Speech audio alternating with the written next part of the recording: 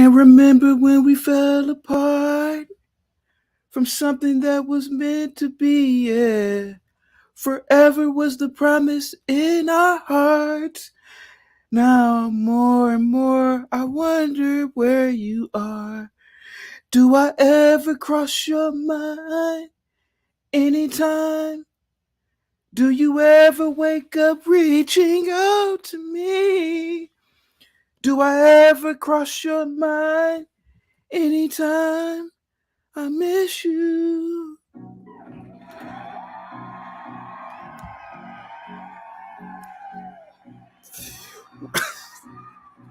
What's going on, guys? Salute to you guys. Positivity is definitely coming you guys' way. I hope all is well with you and yours. Guys, I'm back in the building. I took a little brief hiatus last week, but I'm back. Salute to you all. Get the likes up, guys. Share the video if you can. Welcome to Chaos with Chaotic. Guys, I'm here on the ones and twos today to discuss, and the link is dropped, to discuss Brian McKnight. For you Gen Zs, you probably don't know who he is, but Brian McKnight was a very, very famous R&B singer back in the early 90s, mid 90s, I believe. I believe that he has not won the Grammy, but he was nominated for the Grammys dozens of times. I never really was a fan of R&B, let alone, why would I be listening to Brian McKnight? But I do feel like we should talk about a particular topic that really is trending right now. Well, actually, it's been trending since 2019, exactly. But Brian McKnight, 52 years old, still young, still singing. He married I want to say I don't want to just say an Asian woman, but he married what is she? Malaysian? I don't know what she is. She's one of these Asians. But anyway, nevertheless, the lady is a pediatric doctor. So she's successful in her own right. She had, if I'm not mistaken, she had 2 children when they got married back in 2019, I believe. They recently just had a son of their own about a few months ago. And Brian McKnight has been at the center of controversy for many years now due to his admiration and affection that he is showing to her children. And now with this newborn son of theirs, who is, their child, he's on his Instagram saying that, I never felt like I could love someone like this, talking about his son. Never felt like I could love someone like this. You've taught me how to be a father. His stepdaughter, he recently purchased, if I'm not mistaken, he recently purchased, and please help me out here if I'm pretty sure a lot of you guys know more than I do. I'm not really into these types of topics. But he recently bought her a BMW. He refers to her son, which is his stepson, as a great son. He says he loves him. But the controversy is the fact that people are saying or asking about his children, his biological children. And I'm going to give my opinions, my perspective on this. And you're probably going to be shocked. But in the meantime, let me give a big shout out to everybody that is in the chat. Positivity is coming your way. 7 Still is in the building. Positivity is going your way. 7 Still, I hope all is well with you and yours. Salute to you, bro. Who else do we have in the building? We have Jordan in the building. Jordan says, salute, family. Thank you so much, Jordan. Hope all is well with you and yours. Salute to you. We got Fallen Sunlight. Fallen Sunlight says, good morning, all. Well, it's good afternoon where I'm at. Here to watch CT. Thank you so much, Fallen Sunlight. Positivity is definitely coming your way. We got Mr. S in the building. Salute to you, Mr. S. Positivity is definitely coming your way, man. I hope all is well with you and yours, man. Sugar Curl says, this will be an interesting topic. Salute to you, Sugar Curls. I hope all is well with you and yours. Got Mike from Boston in the building. Salute to you, Mike from Boston. Guys, by the way, happy May. It is May 2nd, 2023. The dog days of winter are behind us. It is the springtime now. Get out there and go for a run. Go for a light jog if you can't go for a long distance run. Um, Stop eating the fast food. Drink a lot of water this spring. Um, Go to the beach if you live around some water. Just enjoy nature. Uh, the best way to overcome, sadness, or if many of you are suffering from depression, running increases endorphins or releases endorphins. And I'm always an upbeat, happy person anyway, so it makes me even super giddy. And all I'm saying is that just get out there and exercise, run. Nevertheless, thank you so much, Mike from Boston. Salute to you, man. Who else do we have in the building?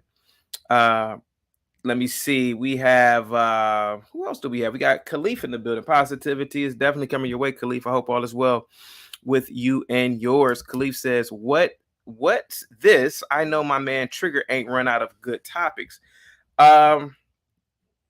Trigger will be back. Let me see. Miss Best. Excuse me. Miss Best says, hey, CT. What's going on, Miss Best? Positivity is definitely coming your way. I hope all is well with you and yours. What's up, Smitty? How you doing? Positivity is definitely coming your way, Smitty. I hope all is well with you and yours. Salute to you. Well, guys, hit that like button, share the video. Let me see. Seven Still says, I met him once, a motorcycle enthusiast like myself. I had no idea that he was like that. In the meantime, guys, how did you like my singing? Did I nail the first verse of Do I Ever Cross Your Mind by Brian McKnight? Okay, so to get into the topic, Brian McKnight. Wait a minute, hold on a second. Mr. S says, I thought NBC took him to a quiet room. Good to see you back, Chaotic Truth Live. When's the Rumble channel coming? Ooh, I need you, Mr. S, or someone to manage that channel for me. I don't have a problem with that. Hit me up at chaotictruthpodcast@gmail.com. And Black Beauty says, where is Trigger Mike? What's up, Black Beauty? Positivity is definitely coming your way. I hope all is well with you and yours. Mike from Boston says, never mind Trigger Mike. This is Chaotic Truth. Yes, Trigger Mike will be back. You know, guys, I do Chaos with Chaotic on Tuesdays over here. And again, I wanted to discuss Brian McKnight. Well, first, let me read this article from some ghetto website. It's called Bossip. And Bossip, the title says, Start It Black at 1. What? Okay, so Start It Black at 1. I don't know. Twitter, drags Brian McKnight for disowning Black children and trolling them with his new offspring. Do they ever cross your mind? Brian McKnight went viral this weekend for seemingly erasing his Black children and starting back at 1. Oh, starting back at 1 must be a song. Okay. I didn't know that. Okay. All right. So started back at 1 with a second son named after him. His first son from his previous marriage is named Brian McKnight Jr. He's about 30-something years old now. The R&B singer didn't hide his new growing family or ongoing issues with his older children, but the extent of his family drama wasn't exactly common knowledge until social media sleuths raised questions about some shady captions. While McKnight's celebrity seeds aren't automatically the public's business, his now deleted captions piqued people's interest. That's PIQUED. Picked people's interest, and they started digging. Brian McKnight names his namesake newborn Brian McKnight, despite already having a son named Brian McKnight Jr. I just learned that Brian McKnight named his newborn. Now, this is from someone's Twitter. This is from a girl named Chloe. It says, I just learned that Brian McKnight named his newborn Brian McKnight. He has an adult son named Brian McKnight Jr. This man is diabolical. This is what someone wrote in Twitter, by the way.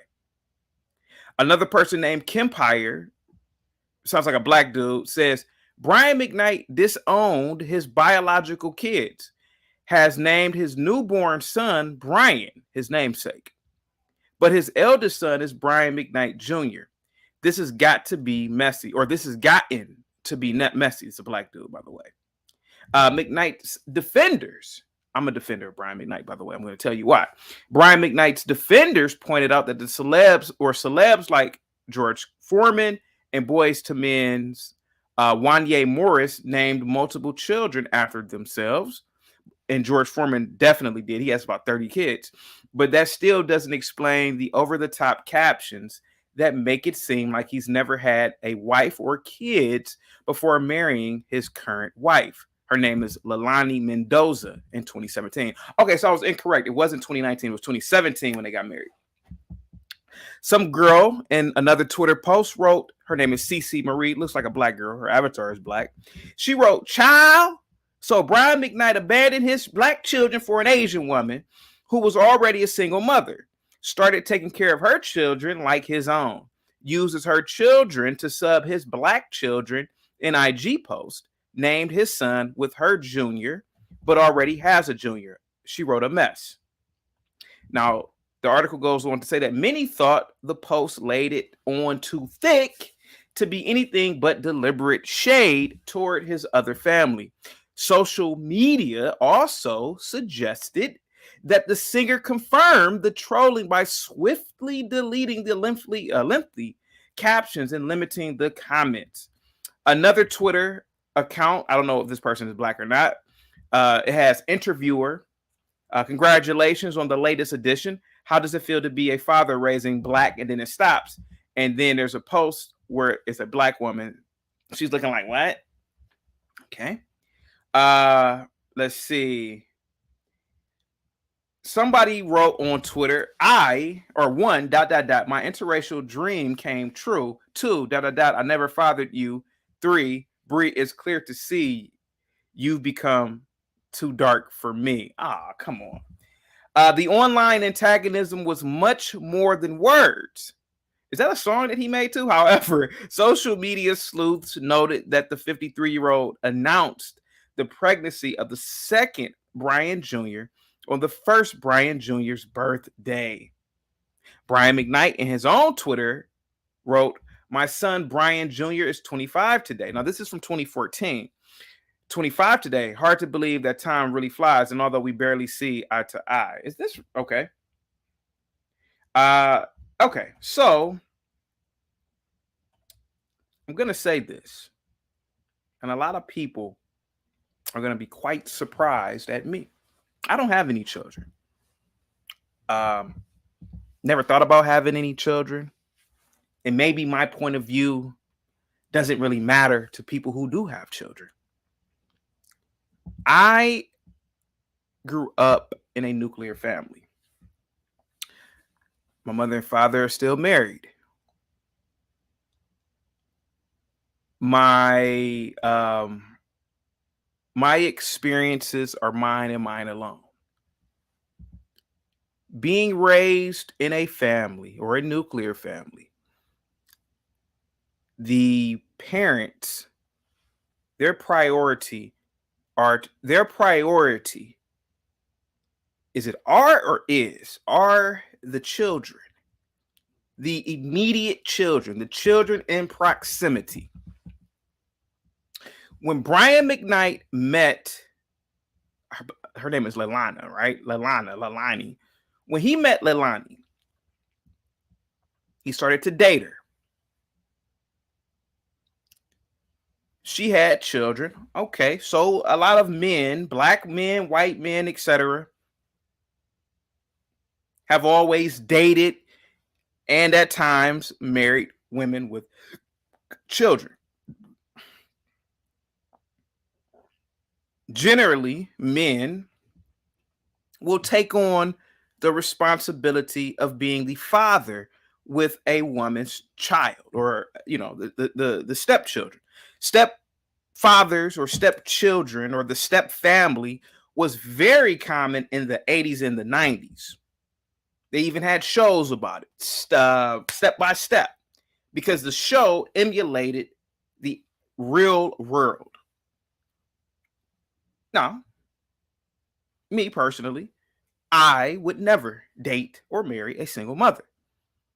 But if a man decides to date and decides to marry the single mother,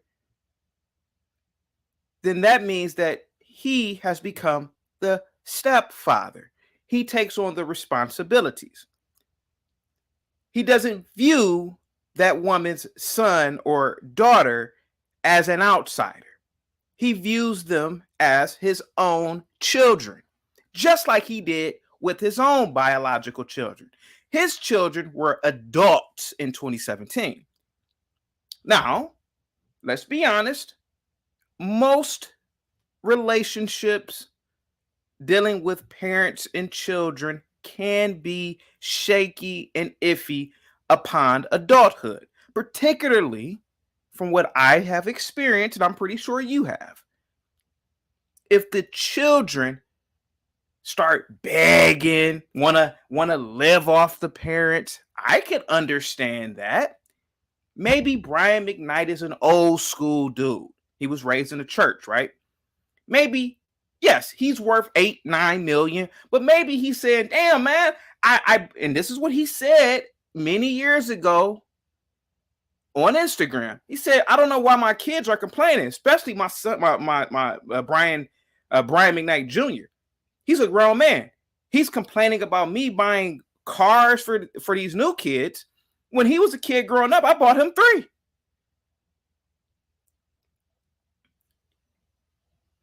Brian McKnight was never known to be a deadbeat dad in the 90s or the early 2000s. I've never heard of that. It wasn't until recently when his children, his biological children, who are grown, started to undermine him. And I understand what has happened here. I understand what's happening. Oh, give me a second, guys. My camera's, hold on, give me 1 second, guys.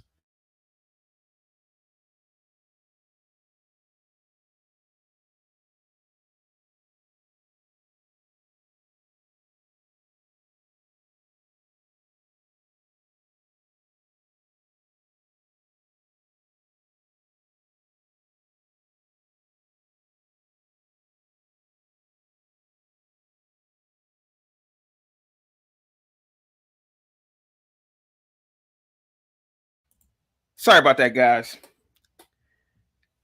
Back to what I was saying. I apologize about that.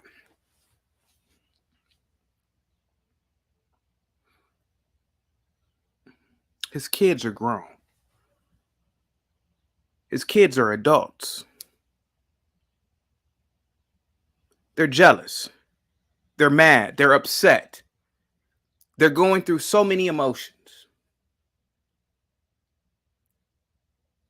Now, if I was a father and if I had the amount of money that Brian McKnight supposedly has, I would have set up trust funds. My children would have never gone without. That's the kind of person that I am. But the fact of the matter, give me a second. The fact of the matter is that Brian McKnight is different. If this had been a black woman that he married, there would be no backlash. There would be no backlash on Twitter, on Instagram, from anybody. Let's be honest. If this was a overweight black woman, it doesn't really matter. The fact of the matter is that people are upset. People are upset because really the woman is Asian. Let's be completely honest. His kids are upset. His biological kids are upset that the lady is Asian.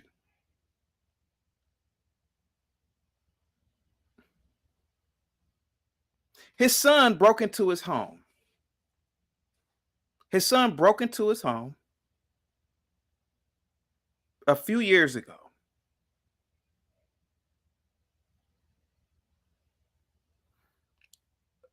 and put X's over the eyes of his Asian wife and her children.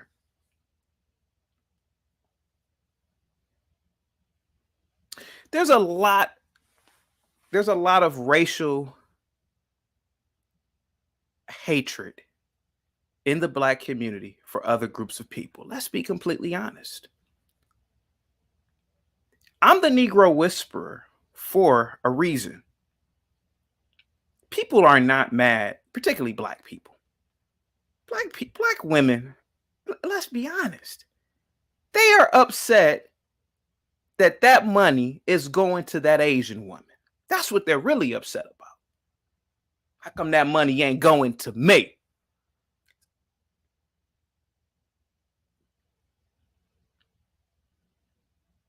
Black men who've married single mothers typically will view the children as his own child. I've seen it personally. These my kids. I was a teacher for many years. I had students who had stepfathers. You would have thought the stepfather was the biological father. So whether Brian McKnight is buying the little Asian girl a card, he has his arm around the Asian boy during graduation, so what? The very same Black women that are throwing him under the bus, writing all these tweets about him, are the very same Black women that support and praise single motherhood. But again, the fact of the matter is, Brian McKnight is with a non-Black woman. That is the actual problem. Nobody can lie to me. Nobody can trick me. I know what's going on. His kids became adults. His kids did not reach the success that he did. They're envious of that. On his Instagram, he said that, hey, I bought a condo or an apartment, excuse me. I rented out an apartment for 2 years to my sons. They didn't get it together. Now, you have some parents that, hey, look, their kids don't go without at all, period. They could be 40, 50 years old. I get it. But Brian McKnight is different. In this case, I have to rock with Brian McKnight on this one. I know it's a shock to a lot of people. But the fact of the matter is that that woman probably treats him good. Black, white, Asian, doesn't matter. That woman he's married to treats him good.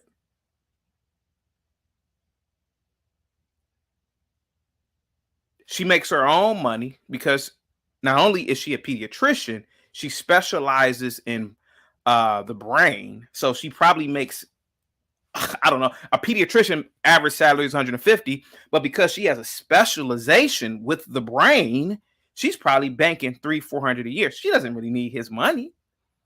So he understands, hey, she's not in this for the moolah.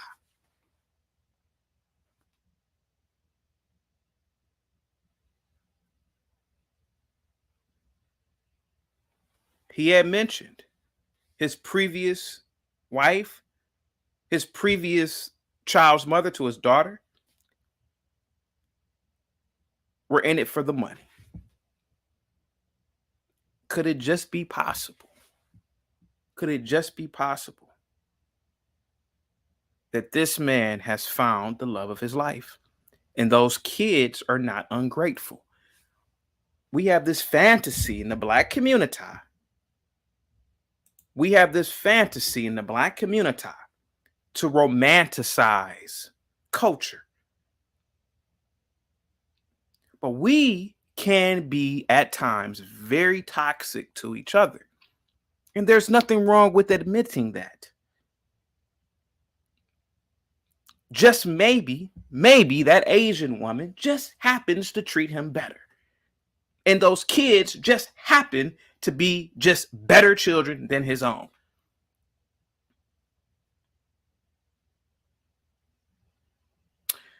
Rex with the €5 says, huge fan. Your content has inspired me to ask the love of my life to marry me. And guess what my sister said? Yes, thank you so much. That is absolutely disgusting.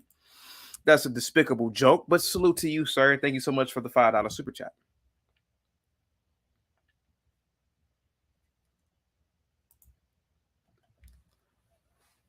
I knew this girl many years ago. I'm 38.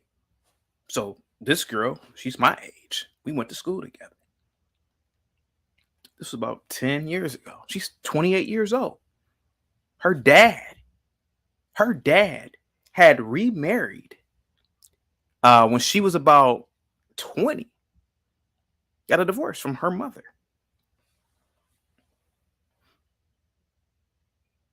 Her dad married this woman.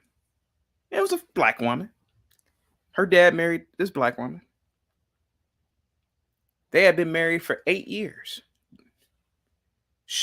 And I happened to know the story because she told me right when it happened because she wanted my opinion on it.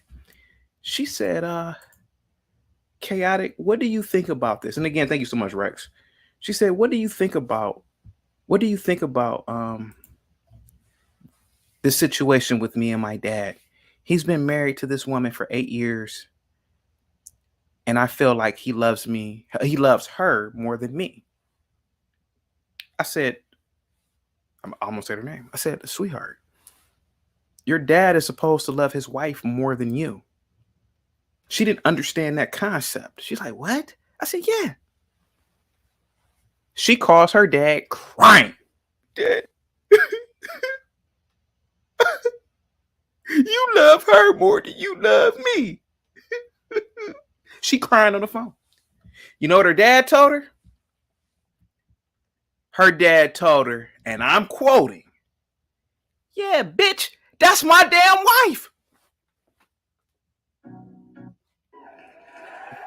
That's what he told her, flat out. He said, yeah, bitch, that's my damn wife.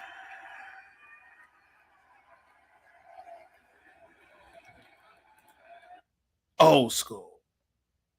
That's how it's supposed to be. A lot of kids have, I gotta say this, man. I've seen it. I've seen this culture of this boyfriend, girlfriend relationship with parents and children.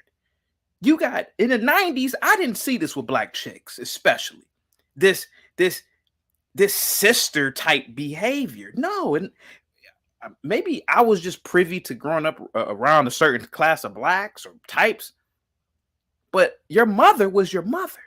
She wasn't your goddamn friend. She wasn't you didn't go out with your mother drinking cocktails.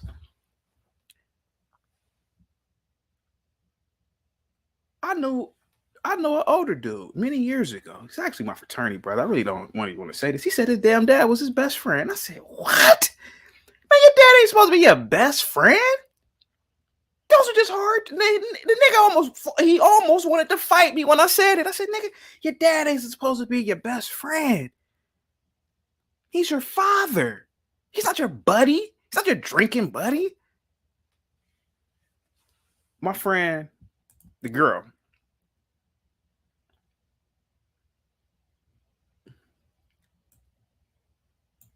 on the phone crying. You love her more than me, Dad. He said, I never forget it. He said, yeah, bitch, that's my wife. You're not some cute little girl anymore, some 6-7-year-old little girl. You're a grown-ass woman. I understand it.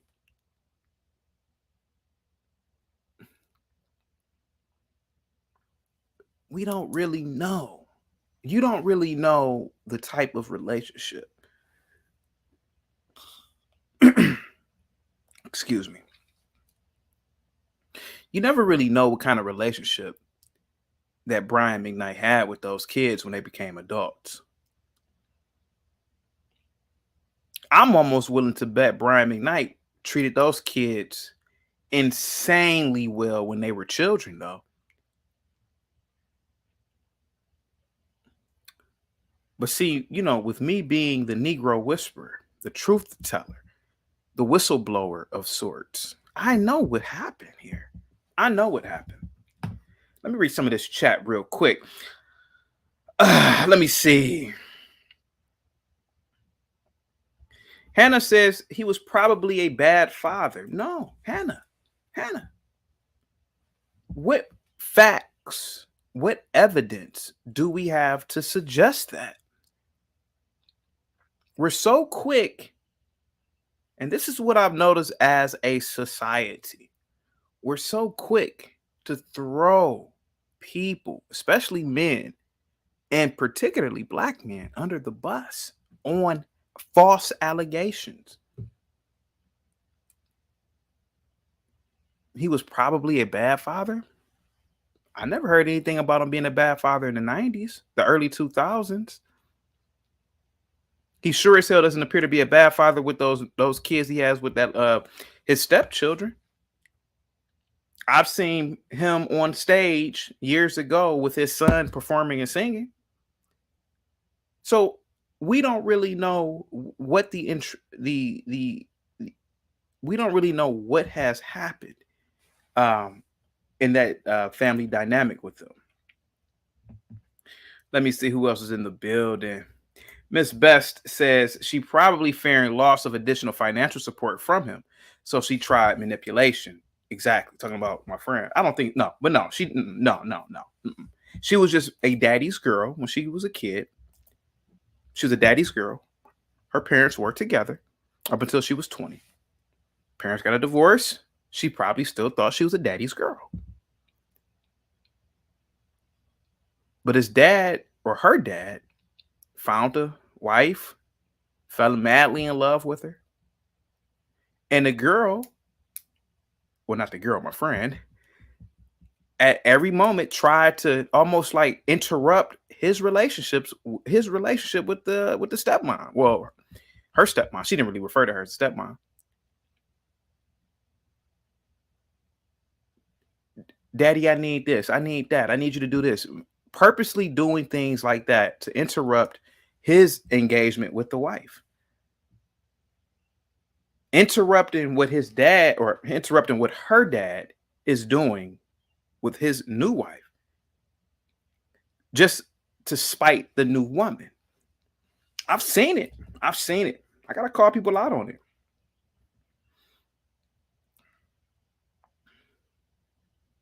Daryl, what's up, man? Daryl says his children have publicly said they don't F with their father. He moved accordingly. Not the way you want it to be, but what is. Yeah. Excuse me. I totally agree. I totally agree.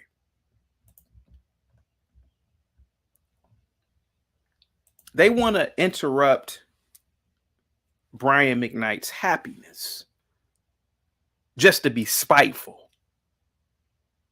Again, I'm willing to bet that Brian McKnight financially supported those kids to the moon. I'm willing to bet.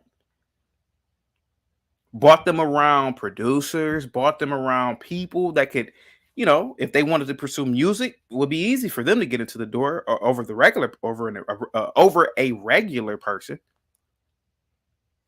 I'm willing to bet.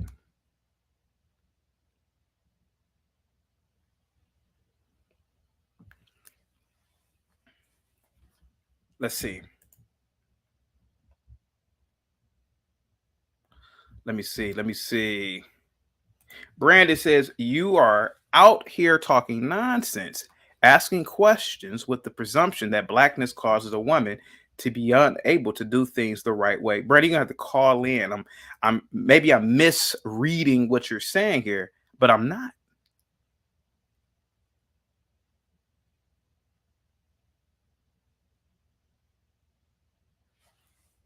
I'm not. Or maybe I'm reading this the wrong way. I don't have that much time to interpret it. Let me see. Sugar Curl says sometimes entitled kids are bitter when they become adults. That man can love his stepkids like his own, and it should not be a problem. I agree. People are shocked at me. I agree with that, Sugar Curls. How many platforms on YouTube we have seen women who are who are single mothers that promote single motherhood, that promote men dating them and taking care of their kids. So why not? Why not? Why is everybody giving Brian McKnight smoke here? All right, let's see.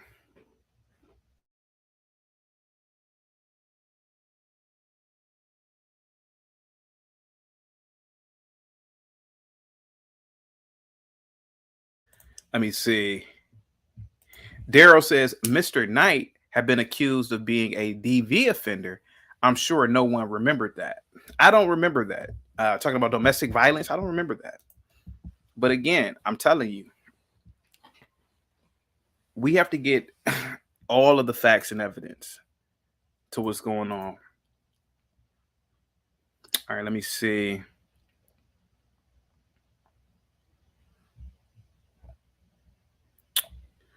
All right, let me read some of the chat real quick.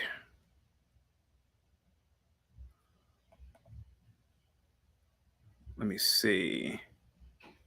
Mr. S says, I know combative women that don't work. Divorce papers incoming. I don't know whether, Mr. S, salute to you. I don't know whether you're talking about his current wife, but she works. She's a doctor. She's a medical doctor. She's a pediatrician. She works.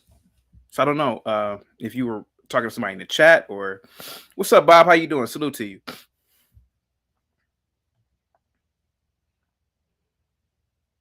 Daryl's on point. Says this gentleman talking about Brian McKnight is not the barometer of black men. He is just a former singer entertainer. Yes, I agree with you on that.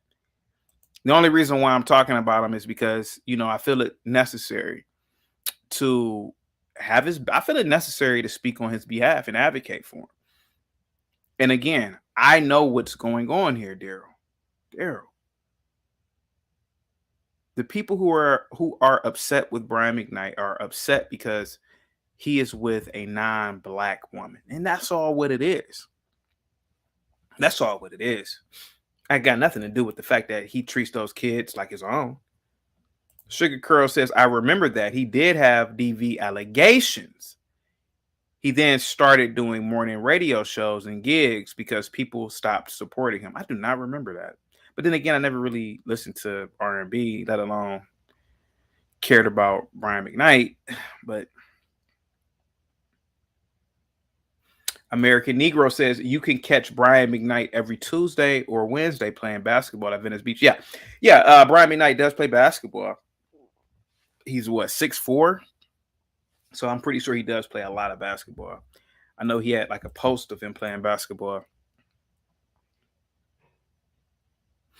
Let me see. A Buffalo Mind says accusations can come from spiteful people, men or women, but especially a wife or girlfriend. If there is evidence, then he is guilty. Other than that, being evidence, real suspicion, then guys, we got to start writing properly. I can't. I'm doing too much. I'm looking at the screen, lights. We gotta use proper grammar. I'm sorry. I can't read that. But I'm assuming Buffalo Mind, you're referring to Steven Crowder. And I support Steven Crowder as well. I did a video about Steven Crowder and how much I support him. I think he's being thrown under the bus by both liberals and conservatives, all because of failed contractual negotiations. He's his own man, and that's exactly what happened. And they're using Candace Owens to do it because if he responds to Candace Owens, then he could be labeled as a racist and then thus further destroying his character, which they really want. But that ain't gonna happen because he ain't gonna respond to her. she called him a monster too, And I had said, well, if Steven Crowder is a monster, then what is Adolf Hitler? What is Pol Pot? What is Stalin? How do you say that he's a monster? Okay, then if he's a monster, then what about Genghis Khan? My God. I hate how they, how society, it was just Candace in this particular time, can just refer to someone with a word. And this word, what are the actual metric for being a monster? Because if you call him a monster, you're putting him in the same category as Hitler. And he's certainly not that. Let's see here. Fallen Sunlight says those were allegations. Were they proven? Ooh, yeah. Were they proven? Let me see. Positivity is definitely coming you guys' way. I'm really, really appreciative of you guys. Hit that like button. Share the link if you can. Let me see here. Is the link in the let me see if the link is here. Oh yeah, it's here. It's in there. The link is pinned. Okay. Let's see here.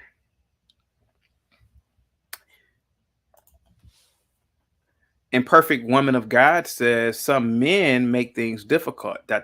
Which crazy when simple. Why make it hard? Okay. Oh my God. Can we listen, guys?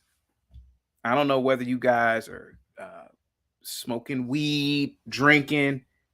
Imperfect Woman of God, she's probably having a few cocktails. She's just guys, we got to write proper grammar because it's hard for the host to look at the chat, look at your comment.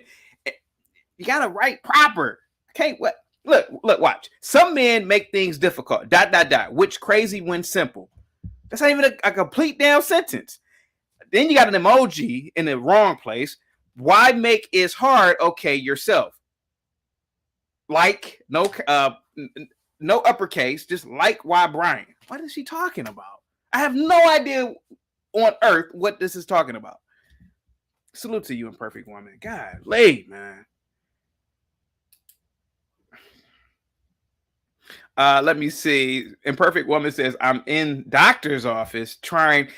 Imperfect Woman, do you have like are you telling some kid what to type on your phone or something? Yeah, make sure you tell Chaotic this real quick. It's some 6-year-old. What is this? All right, hold on for a second. Yeah, focus on your doctor appointment. This is crazy. Buffalo Mind says, sometimes it is your reading. But no, it's not my reading, sir. I'm highly educated. It's not my reading. But other times it's sounding good in our heads. Oh my God. KGY says she's off the weed. Yes, she's typing like it. Yeah. She could be off the morphine. Yes.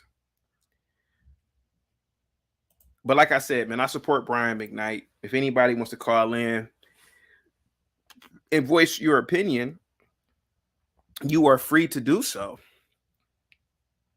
But like I said, the man has a new family. My God, I think the boy just graduated high school. So these are still kids to him. And like I said, if he calls the boy son and the stepson son, so what? Men have been doing that for a very long time with their stepkids. Now, what would be trifling, coming from a person who doesn't have kids, because I don't have any kids, what would be trifling, and hear me out,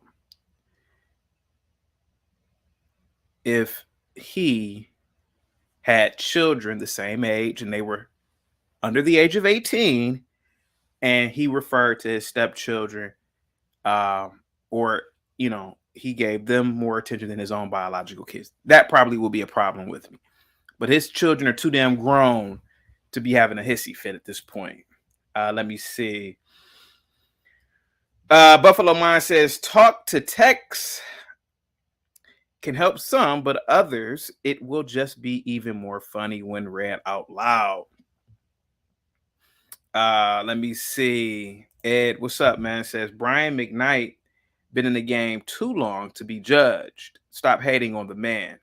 Yeah, again, I keep on saying it, and I will say it over and over. Black women are the only ones hating on Brian McKnight. All you gotta do is go through Twitter. Check it out. It ain't black men. I could care less. I could care less who he's married to. What the fuck do I care? And then I don't have any kids. So I don't really care. But again, it's black women who are upset with him. And again, it's not all black women, but they're upset that he chose this Asian woman. And like I said before, I've seen this over and over and over and over in my own damn life. You can be a regular black dude walking in the grocery store. Man, black women won't pay you no damn attention. You could just be walking. Oh yeah, let me go to the produce section. Let me hear by myself. Yeah, you could be there by. How many times have black man, if you're single, how many times have you been to the Whole Foods? How many times have you been to Whole Foods? You're in there by yourself. How many black women have ever walked up to you? Now, you ever went somewhere with a white woman? Do you notice the attention you get then by black women? A black woman look dead at you. Again, they don't call me the Negro Whisperer for nothing. I speak the truth. And the truth of the matter is that Brian McKnight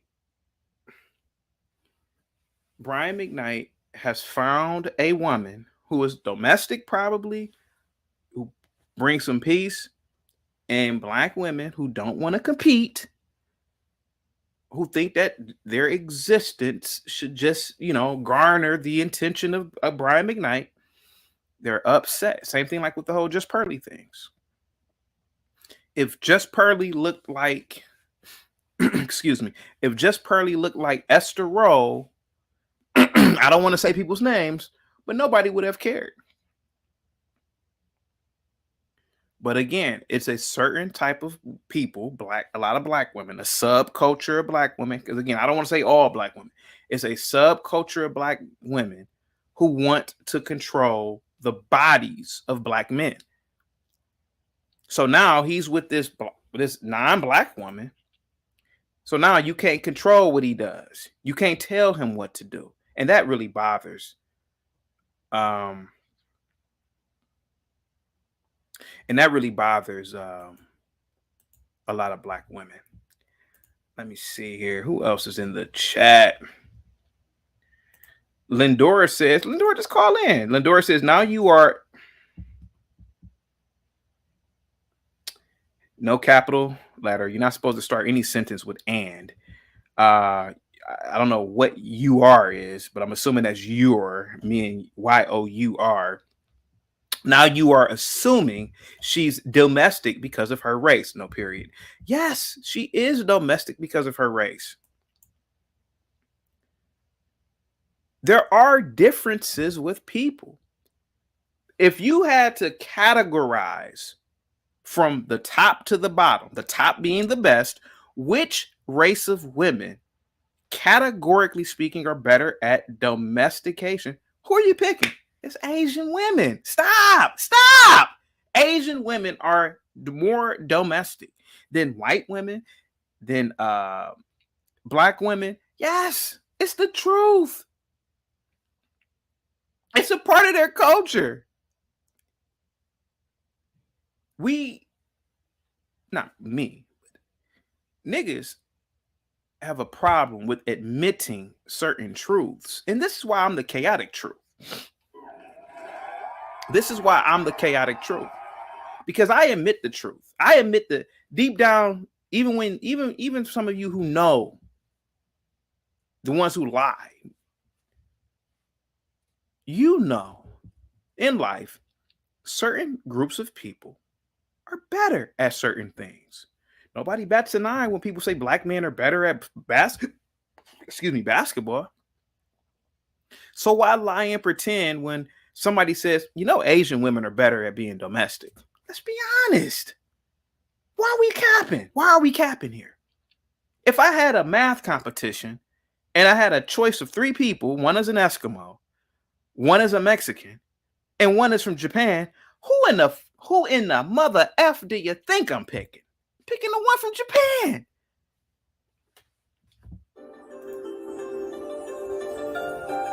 Why are we playing, man?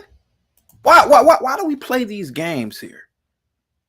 Man, what did he say? He said, now you're assuming she's domestic because of her race.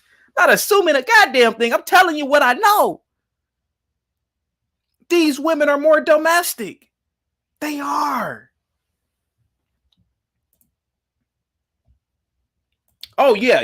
Now you're assuming that black men can play basketball. What? Of course. Who when you think of the highest form of basketball, you think of the NBA. Who has generally been in the NBA? Who has generally been picked to be in the NBA? Who are the most famous NBA players? Of course. That's the metric. That's how you give a ranking.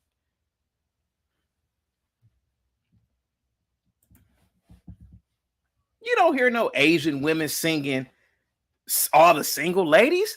That's American, particularly American black culture. To all the single ladies, stop it.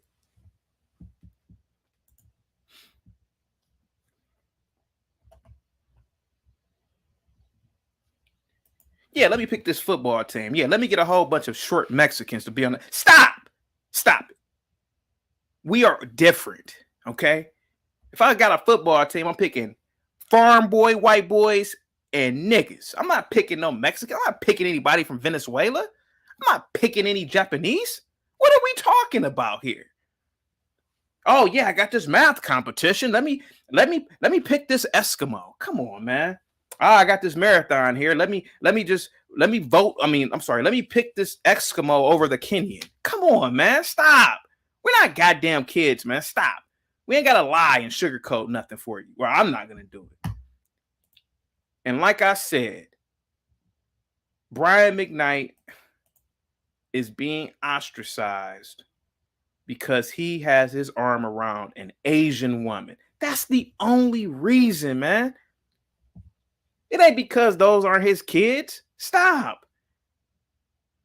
Black women particularly applauded P. Diddy for taking care of Al B. Sure's son. Oh, that's so. Oh man, that's what's up, man. That's what's up. He took care of Al B. Sure kid, man. Man, that's a good dad, man. That's a good man. Stop. See, I know.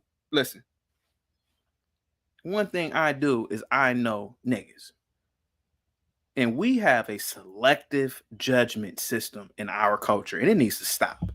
You applaud P. Diddy, but why? Oh, maybe it's because I'll be sure is black and his son is black.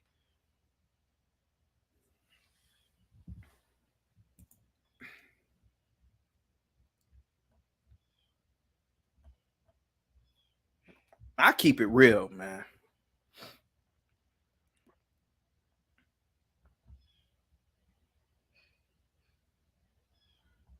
Let me see who else is in the chat. Was Pearly talking about your history? I have no idea what you're talking about, Lindor. My history is, sir. I mean, ma'am. I could give a damn what somebody talks about. If we're going to talk about history, why don't we talk about the Big Bang? That's a part of our history. If we're going to talk about history, why don't we talk about when our ancient ancestors were bacteria? Or you know what I mean? We pick and choose even that. So would you be mad, Lindor, if I talk shit about your hunter-gatherer ancestors who lived 50,000 years ago in the savannas of Africa? No, you romanticize slavery. You romanticize Jim Crow. And that's why a person like Pearlie can make you upset because you have this romantic view of slavery. If you want to be mad at history, be mad at all of it then. Okay, who else? What's up, Roz Girl? Oh, here go Roz Girl. Because P. Diddy was taking care of all his kids and someone else's. The last time I checked, his children are children too, though. What I'm saying is that his Brian McKnight's grown children are out of the house now. They're in their 30s. And they're saying that their dad is not in their life. How many people, and this ain't even like a black thing, this is a especially in the West, how many people become estranged from their parents? You got people who don't talk to their parents for years. What are you talking about? These are grown ass kids. These aren't little kids.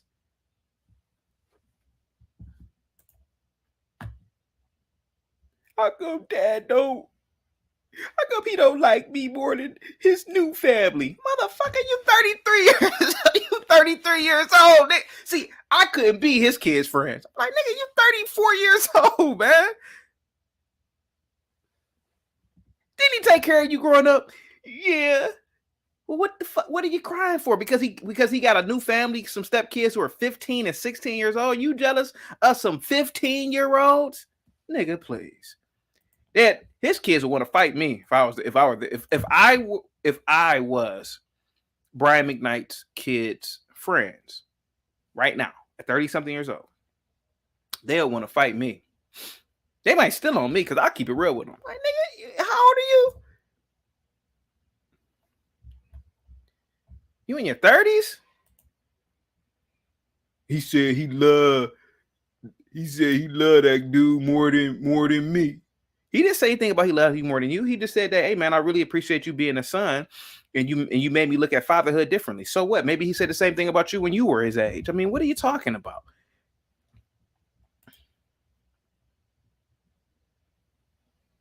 Fallen Sunlight says, I always wished CT would cover topics on astrophysics and the cosmos.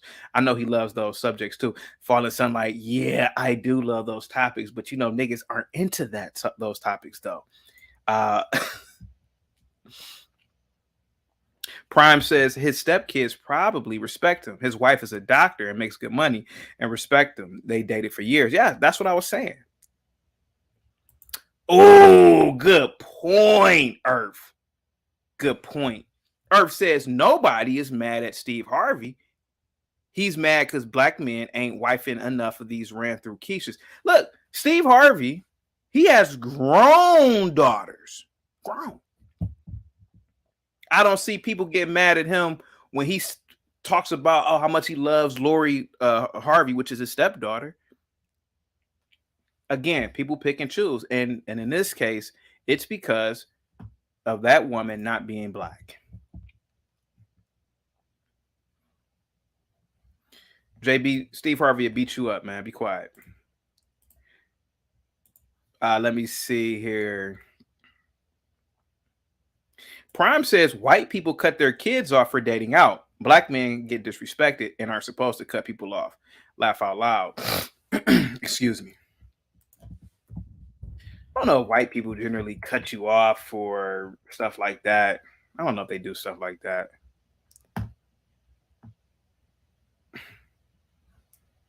Give me a second, guys.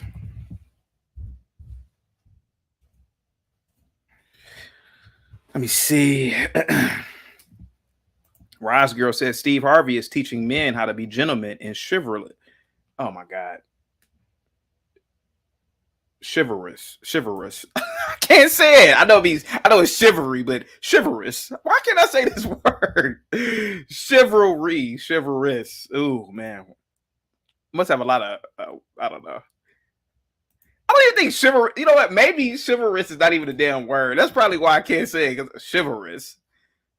Wait a minute. Hold on for a second. Let me look this up real quick. Give me a second. Wait a minute. All right, hold on. I don't think this is a word actually. That's why I can't say it. Chivalrous. Let me see if you can say it like that.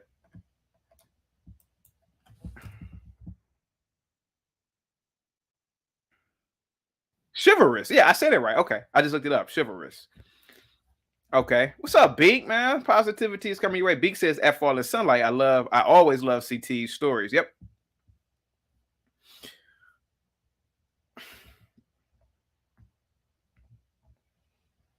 Let me read the chat real quick.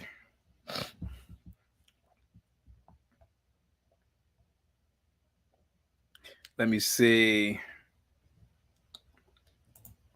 You know what, Prime? And you say something that's very interesting here. Black, white, whatever, man. People love people who treat them nice. You know, you never know if Brian McKnight is a gentle giant. You never know if people have used him, abused him over the years. The people happen to be black. And you know, maybe he just finds just peace with this woman, man. I'm telling you, listen, man. You know, Neely Fuller talks about this. He's an old black dude. Is it possible that, man, maybe sometimes we can just be toxic towards each other because of proximity? Anybody who's ever traveled out the country, man, and particularly black men, you know, there are black men who've gone to Japan. My brother lived in Japan, actually. And he said it was like heaven there. He said it was he got treated better there. Maybe it was because he was a foreigner and he was unique to the people. I don't know. You have black women who date outside their race and they say, hey, man, white boys treat me like I'm a queen. You know, maybe a lot of times we are toxic towards each other. And maybe people were being toxic towards Brian McKnight for many years and he just got tired of it.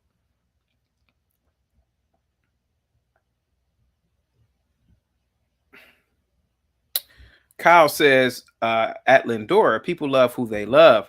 I love black women, but you are not listening to understand you're flipping. Oh my God. Hold on for a second. Give me a second. Give me 1 second. Infamous Eli says Steve Harvey is teaching dudes to be simps. I don't know.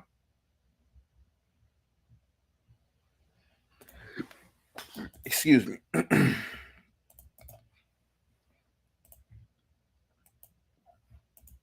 Let me see. Do I ever cross your mind anytime? Prime says Filipinos and black men have an interesting history. That's why they get along. It's possible, man. It's possible. Prime VA also says he's married to a Japanese woman.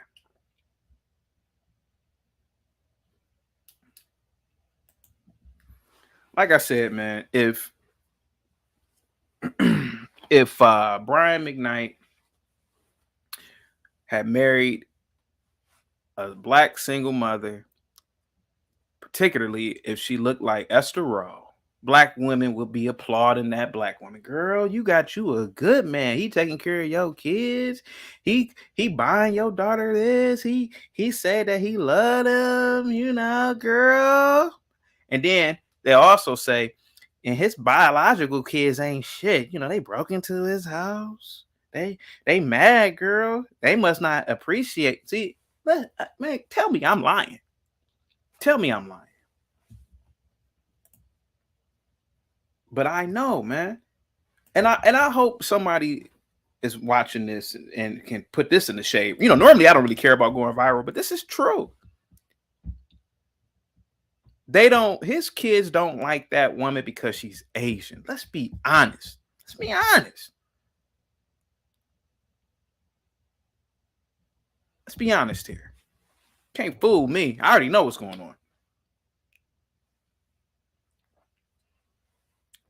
So Brian McKnight, listen, I never really listened to your music, but hey man, I support you. Man. I support you. Prime says Steve's current wife is attractive. She's just for the streets. And she definitely is. Definitely. Uh Let me see. Oh yeah, it's bad in driving in Atlanta. I hate Atlanta when it comes to driving. Lindora says, and black women had nothing to do with Pearlie mentioning FBA. She just did that all on her own, and black men reacted to it, but black women are to blame.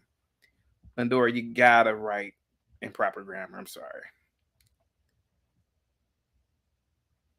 Prime says, of course, that is the reason. If she was black, there would be no backlash. They aren't even doing research on what happened. Of course not. Of course not. Brian McKnight, who has escaped a media frenzy, never was in the media in the 90s like other R&B singers. He gets backlash now. And I'm telling you, it's all because of that woman being Asian and her kids being Asian. Black women are like, how come he could have bought that car for a black girl? That's what they really want. let me let me see.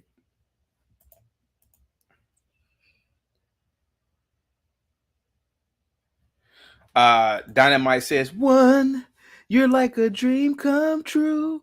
Two, just wanna be with you. Lindora says kids also have issues with their pops treating a new family better than they feel that they are being treated, to be fair. Yeah, but again, man, his kids are grown. And again, did he abuse his kids?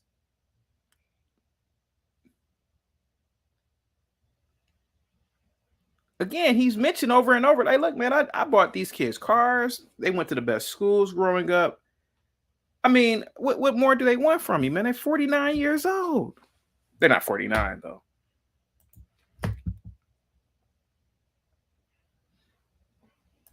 No, he's not canceled. No, he's not. He's not canceled. No. What's up here for the tea? Positivity is definitely coming your way. Let me see who else is in the building. Prime says Brian's kids shouldn't have disrespected him. That man put his kids in an apartment. I talked about that and paid their bills for 2 years so that they can get on their feet. Now, people can argue that, well, he's a millionaire. Again, why are his kids, quote unquote, struggling? Which I highly doubt they're struggling. But again, the fact of the matter is that Brian McKnight probably has observed behavior in his kids, and he probably figured out that these kids are very dangerous and toxic to him and towards him. Clearly, one of them is they broke into his damn house. Imagine that, breaking into your dad's house and vandalizing his house. We'll break into the nigga house, man. Bow! He break the window.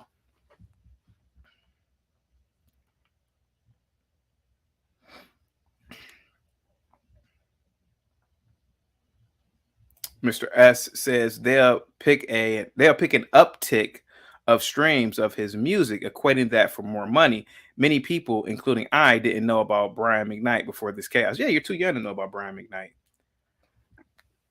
Yes, JB, his son broke into his house and they say he stole something. I don't know, but Brian McKnight said that his son broke into the house and pretty much scribbled X's, X over his new wife's face or her eyes and the children.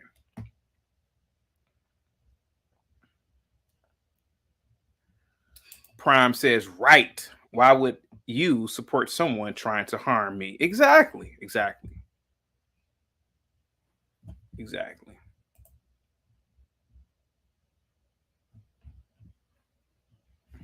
Give me 1 second here. Chivalrous. Yes, chivalrous. Thank you so much.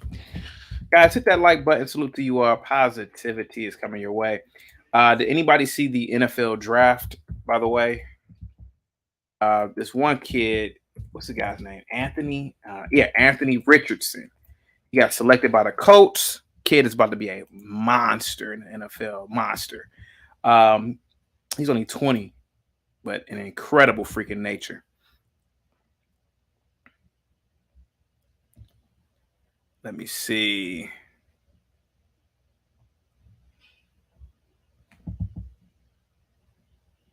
Ed says his family is in legacy. His brother is a part of a famous gospel group called Take Six. I had no idea. Asia says therapy matters. Asia, black men don't need no damn therapy. What you need therapy for? What is this whole therapy nonsense that's been going on?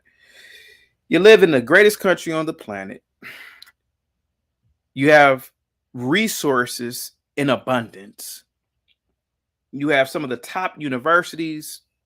You have food everywhere. Where's this therapy coming from? I'm sad. What kind of man? Seriously. What type of man says some shit like that? Well, I'm sad. I need therapy. Stop.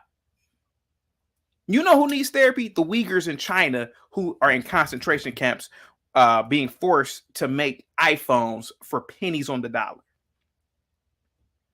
You know who needs therapy? The people in Ukraine getting their faces blown off.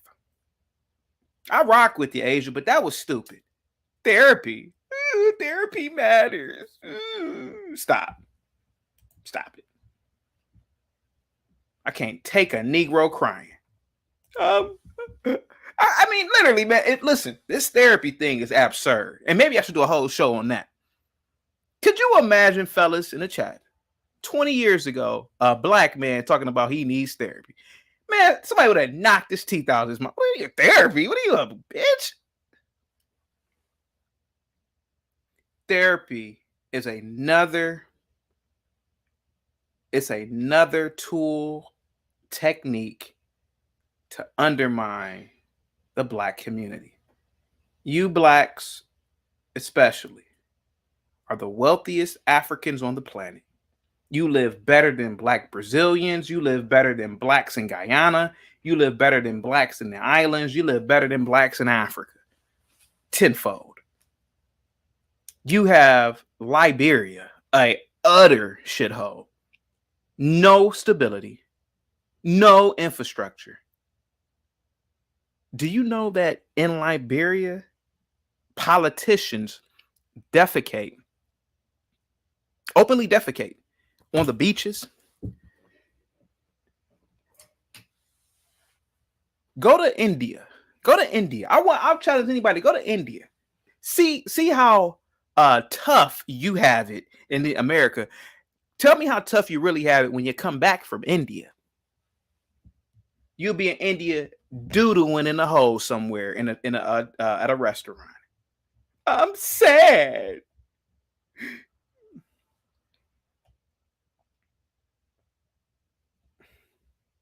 No, Asia. Those black kids don't need therapy. Those black kids had a childhood of wealth and luxury. Their father was a famous singer. They went to probably private schools. They had food every day. They had some of the best clothes every day. Those kids didn't go through any struggle. You know who went through struggle, Asia? People in Rwanda 30 years ago who were getting hacked to death. That's struggle. You know who went through struggle? People in Bosnia in the 30s. You know who went through struggle, Asia? Excuse me. You know who went through struggle, Asia?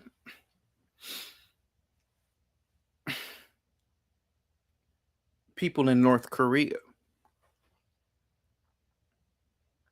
You black Americans don't know struggle. You don't. And it kills me. I'm glad Asia wrote this because I'm going to go off on this one. It kills me when you blacks mention therapy. It's shameful if you ask me. It if you need struggle, I'm sorry, if you need therapy, again, what about the people I just named? The groups of people I'm talking about.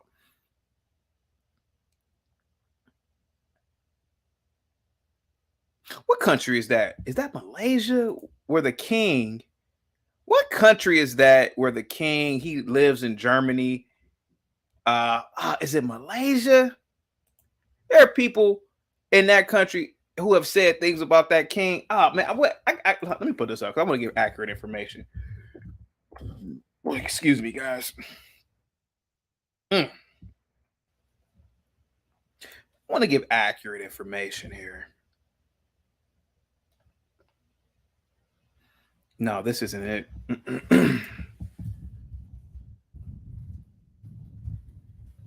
I want to talk about this therapy nonsense. Thailand, yes, Thailand. Hey man, do me a favor, guys. Just do me a favor. Look up Thailand real quick. Look up Thailand.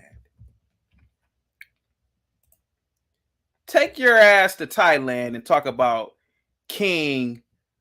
I can't pronounce his name, but I'm gonna try. King Vajiralongkorn. I think that's how you pronounce his name. See what happens to you. There are people who mentioned that dude's name disrespectfully, ended up in prison for 10 years. That struggle.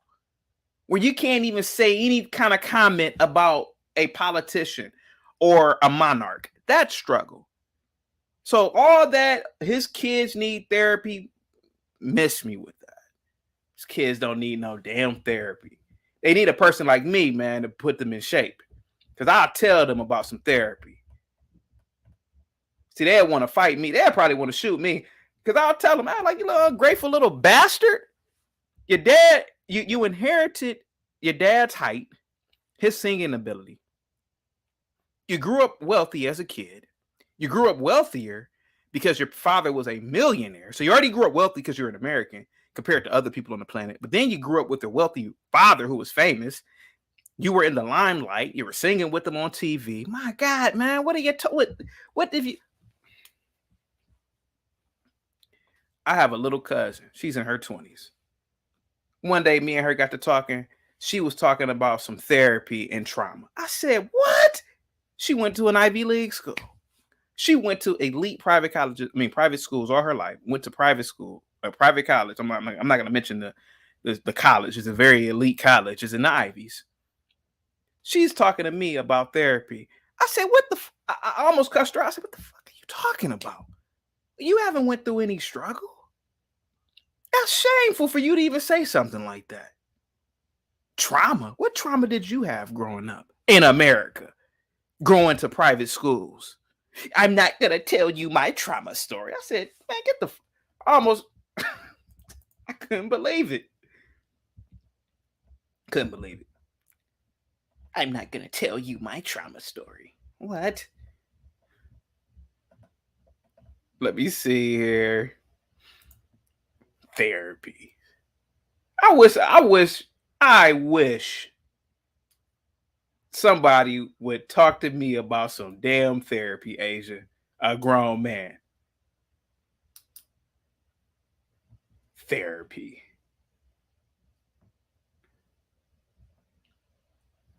Look at this stupid JB. Look at this stupid idiot, JB. Well, some black people need therapists.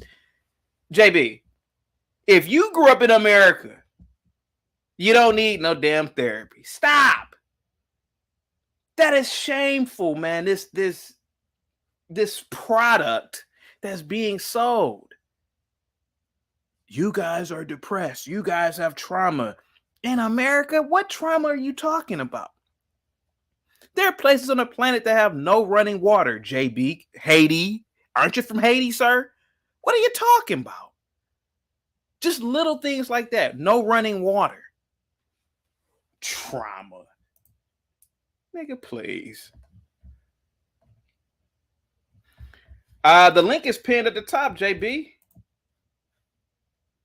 I'm not telling you my trauma story. Shut up. Trauma. I can't believe somebody said that his kids need to go to therapy. Hey, man. Excuse me, guys.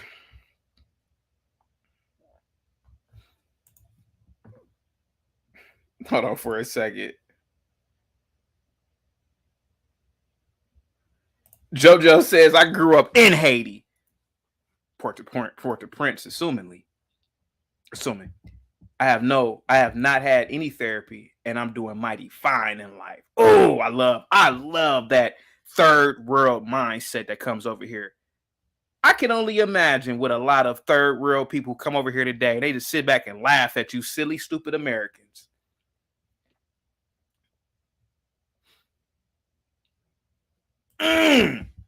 KGY says, I was in Thailand for 2 months. Most of the country is poor.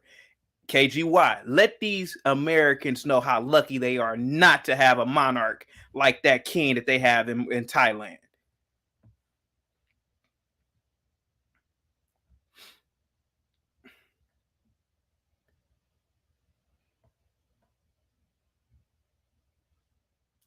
Let me see. I dropped the link in the chat. Ross Girl says Black Americans during civil rights struggle. Ross Girl, you were born in 1980. What are you talking about? And your family's not even from America. Stop. You don't know anything about struggle.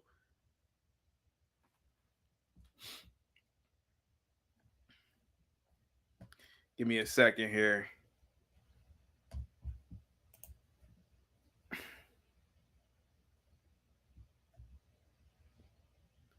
Let me see. Dynamite says Black people therapy is arguing at the barber shop. That is definitely true. Trey says, I'm sure Brian McKnight's Asian family is much more peaceful and respect. Of course they are. Their culture is about peace. I see you, JB. Give me 1 second, okay, JB?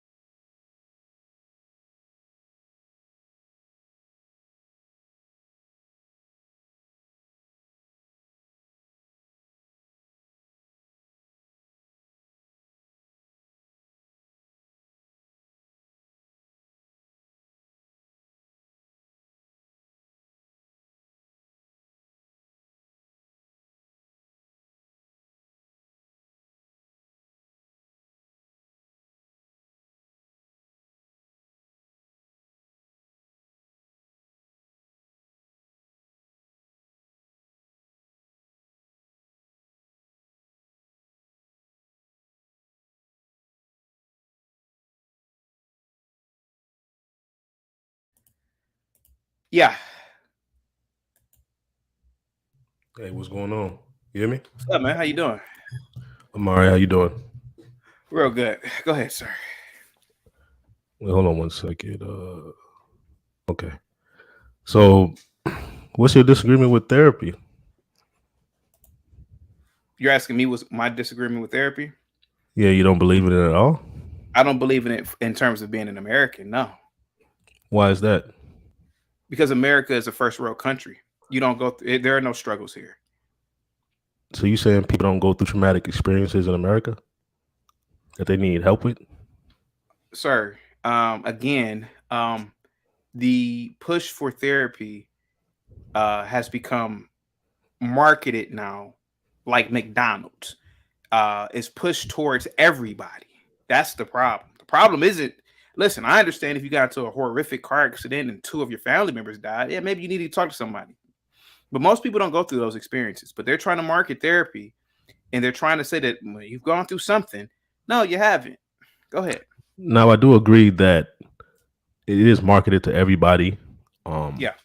Yeah. Go ahead. That in that sense, I don't agree. In the context of you go through a traumatic experiences or multiple traumatic experiences, at some point you're gonna need to seek some type of mental counseling to help you deal with that, so you can function as an adult. Because those experiences over a period of time are cumulative and they can do damage. So if you look at people like that football player like Hernandez, he had trauma, like severe trauma.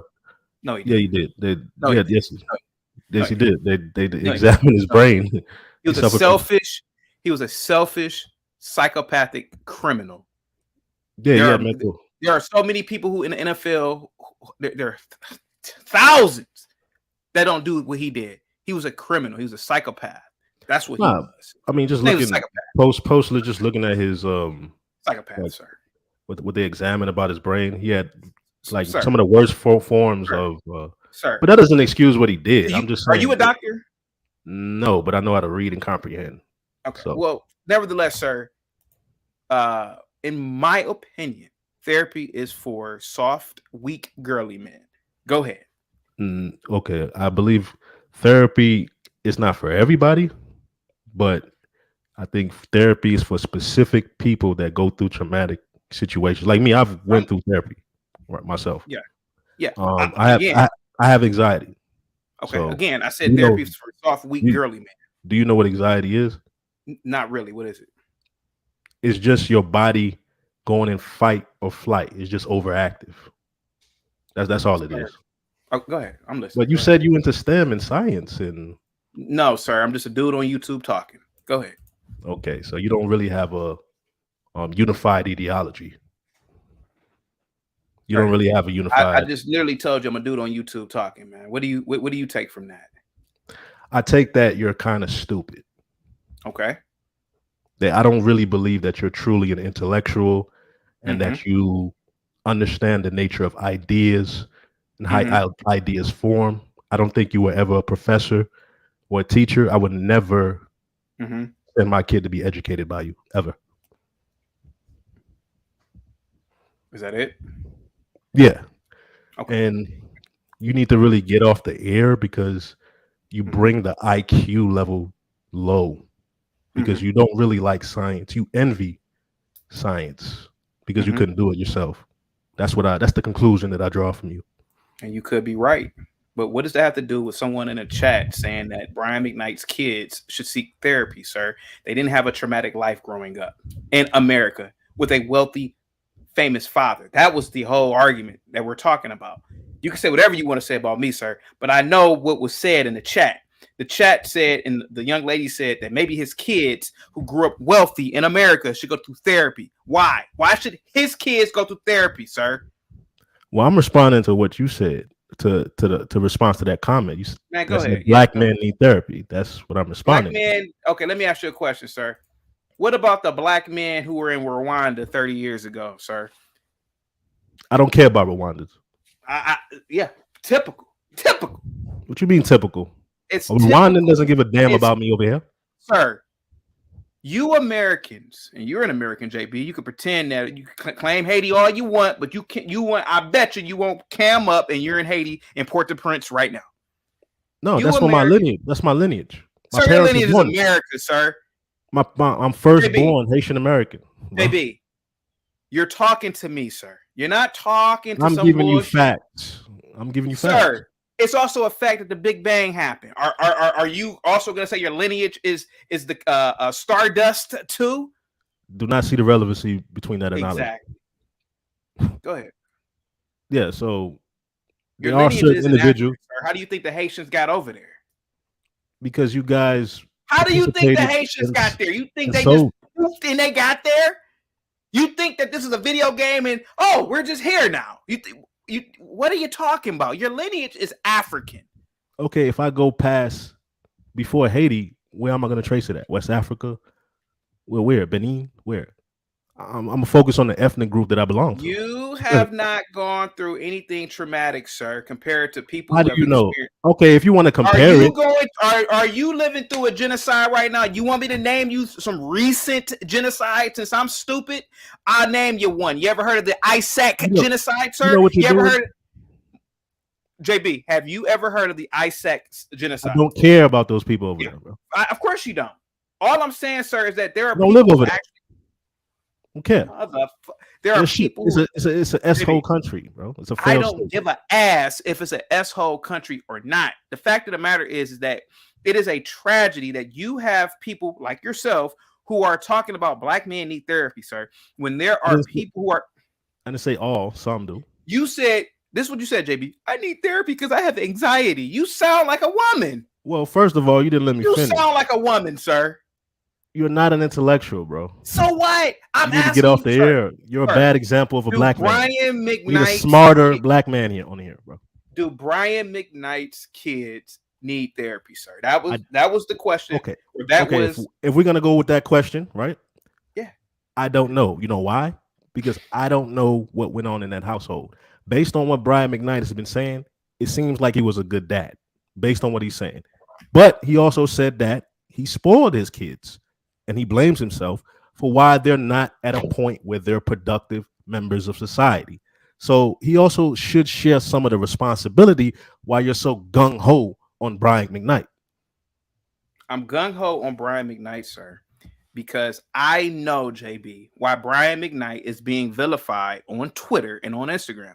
It's because that woman is not black. If that was a black woman who looked like Harriet Winslow, black women would be applauding him. Girl, you got you a good man with him. He taking care of your kids and he Brian McKnight. Stop. That's okay, why. that may be the case, but what's the Go point? ahead. What's the point, though? And what's the point? What are you talking about? What's the point, sir? Okay, people like to be taken care of. JB, do you not realize that this man, this black man, is being vilified, thrown under the bus, sir, on Twitter and Instagram because he has found the love of his life and he is showing affection to his stepkids? That is a problem, sir, because black people pick and choose who to hate and who to put on a pedestal when it suits their needs. It's illogical and it's stupid, and that's why I want to point it out. If you can applaud Steve Harvey, if you can applaud P. Diddy, why not applaud Brian McKnight, sir? But do you understand that all situations are not the same? What about this particular situation makes somebody say that because they're doing it solely because she's not black? How do you know? Sir, what telltale sign? How Yeah. do I know, sir?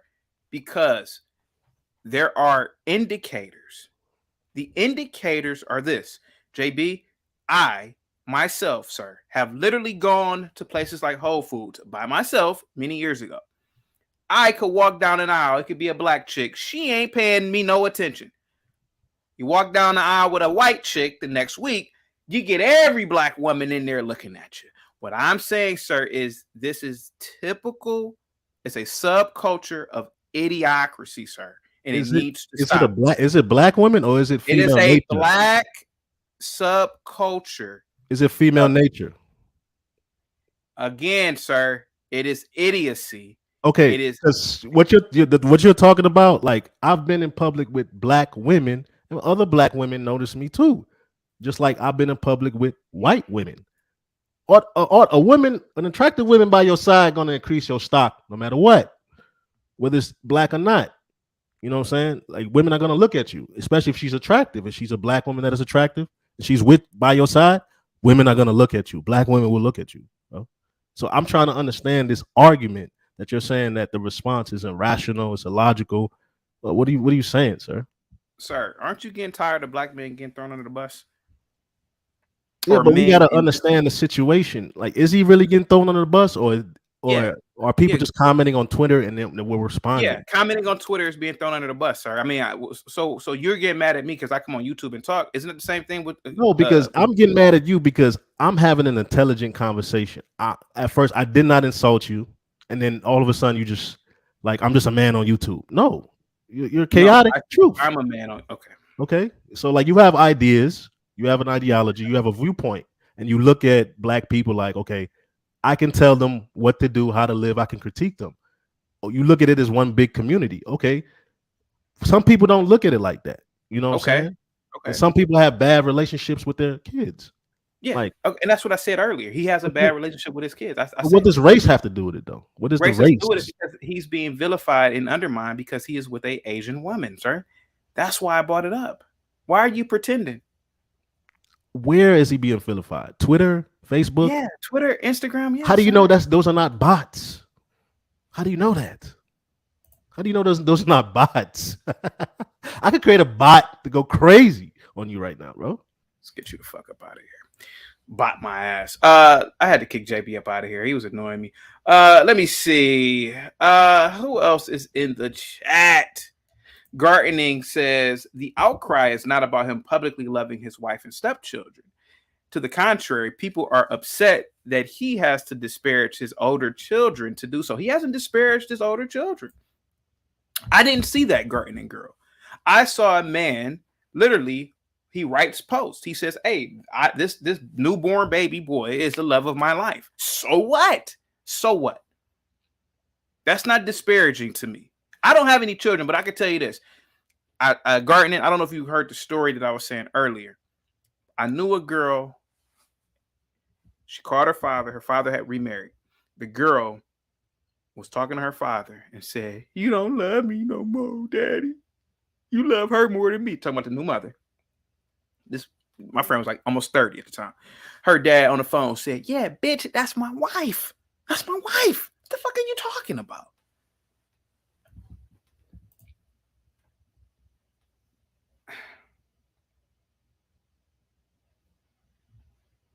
Call in, extraordinary brother. The link is dropped.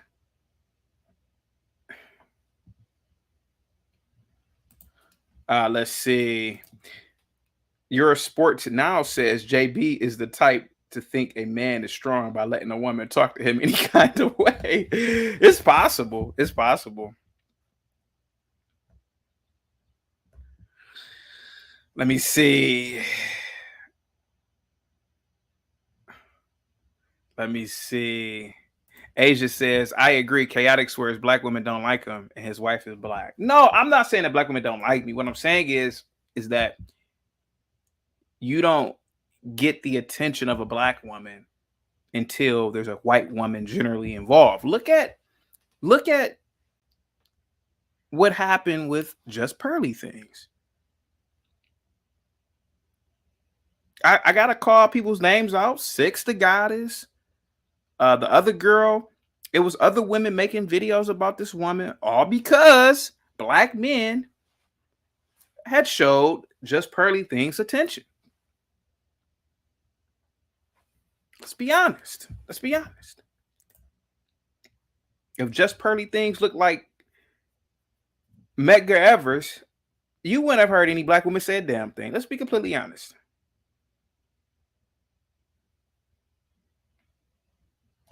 Thank you so much, Wise Girl. Prime says Robert F. Smith, my fraternity brother, had status before his current wife. Gardner says, did he not say that his stepdaughter made him a girl dad and that she was the perfect daughter he had never had, even though he has an older? Again, Gardner Gal. So what? That girl is a child. She's 16 or 17 years old. If he feels like that girl made him a girl dad, so what?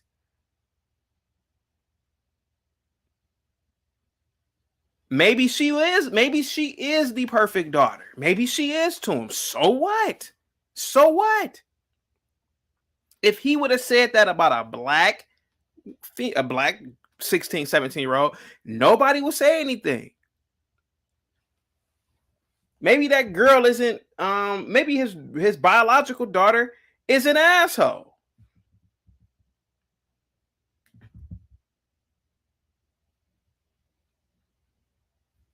Ordinary, extraordinary brother says, now just imagine him just crying when he's saying this. Other people do have a life that's worse than ours, but people in America still have problems. Diamond Axe. The problems that you Americans have are nothing, and I mean nothing, compared to other groups of people at scale. It's not. Diamond X, you want to be oppressed. You want to be a victim so bad, but it's never gonna happen, man. You live in a first world country. America may as well just be heaven. The streets are made of gold, the trees are made of honey.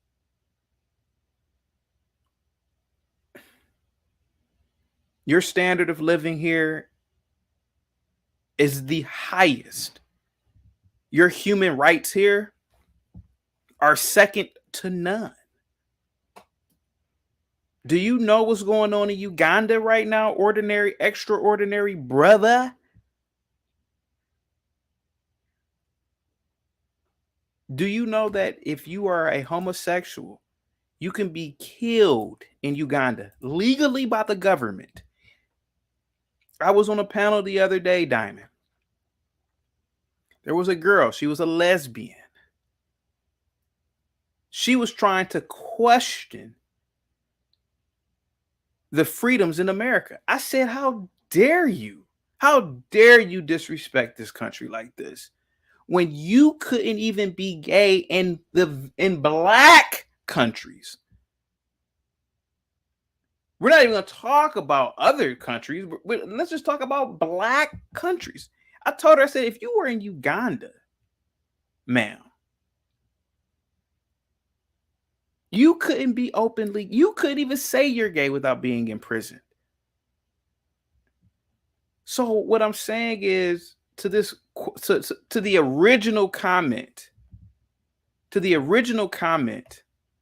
about Brian McKnight's kids needing therapy. No, his kids don't need therapy. His kids haven't gone through anything.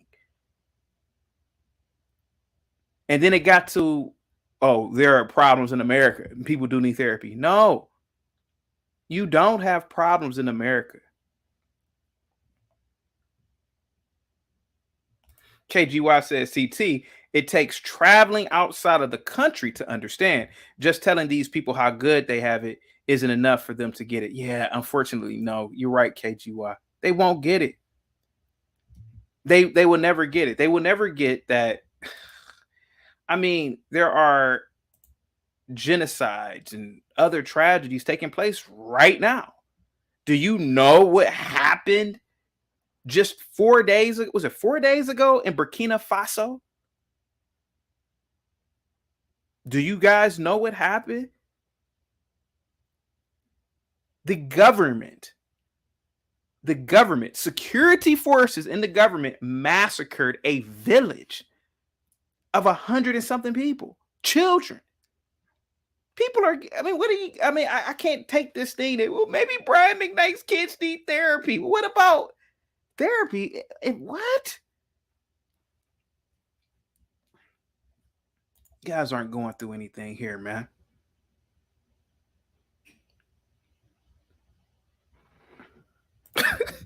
Mike from Boston says, Diamond Axe. You can't even spell diamond right.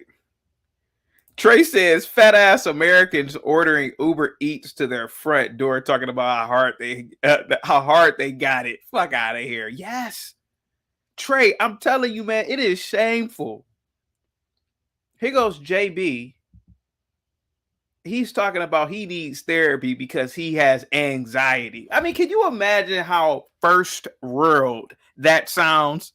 I have anxiety. Anxiety?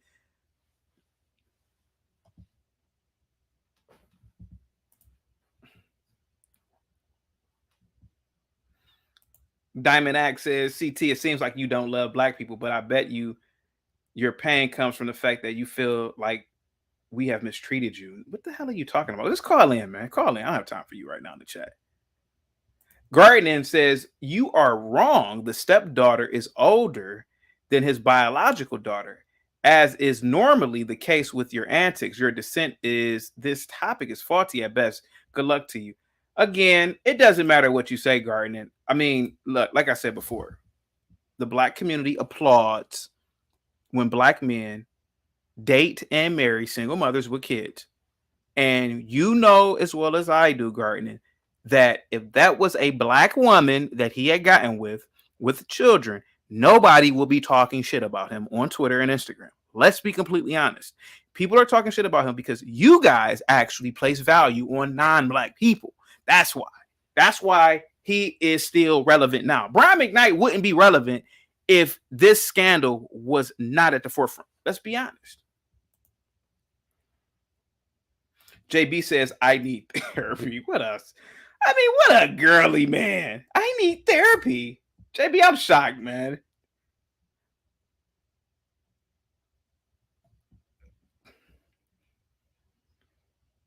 Troll says America is the land of entitlement. They entitled to have a shrink that tells them why they are special and they can do it. Oh, good point.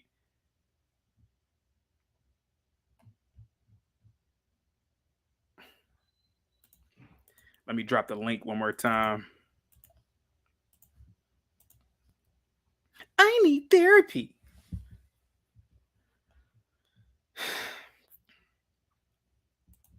Therapy.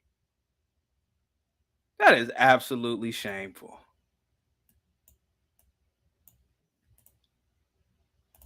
Yeah. Yeah. What's going on, man? What's up? Yeah, so I've been jumped on as a kid by people that look like you, man. How old are you, sir? I'm 35. Do you know 30 years ago that there was a genocide in Rwanda where 1 million people were exterminated?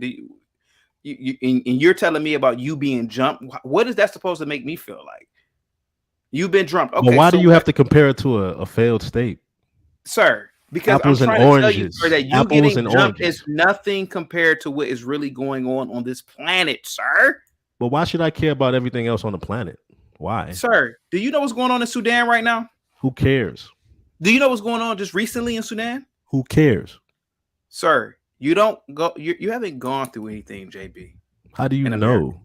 I mean, JB, when you compare it, you minimize it. JB, you know how I do know you haven't gone through anything, JB?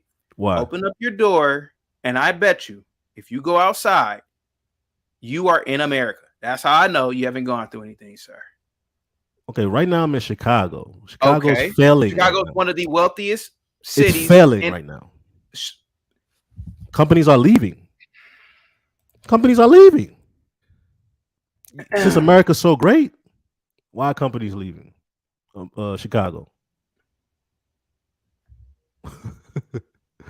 You act like America's so perfect, bro.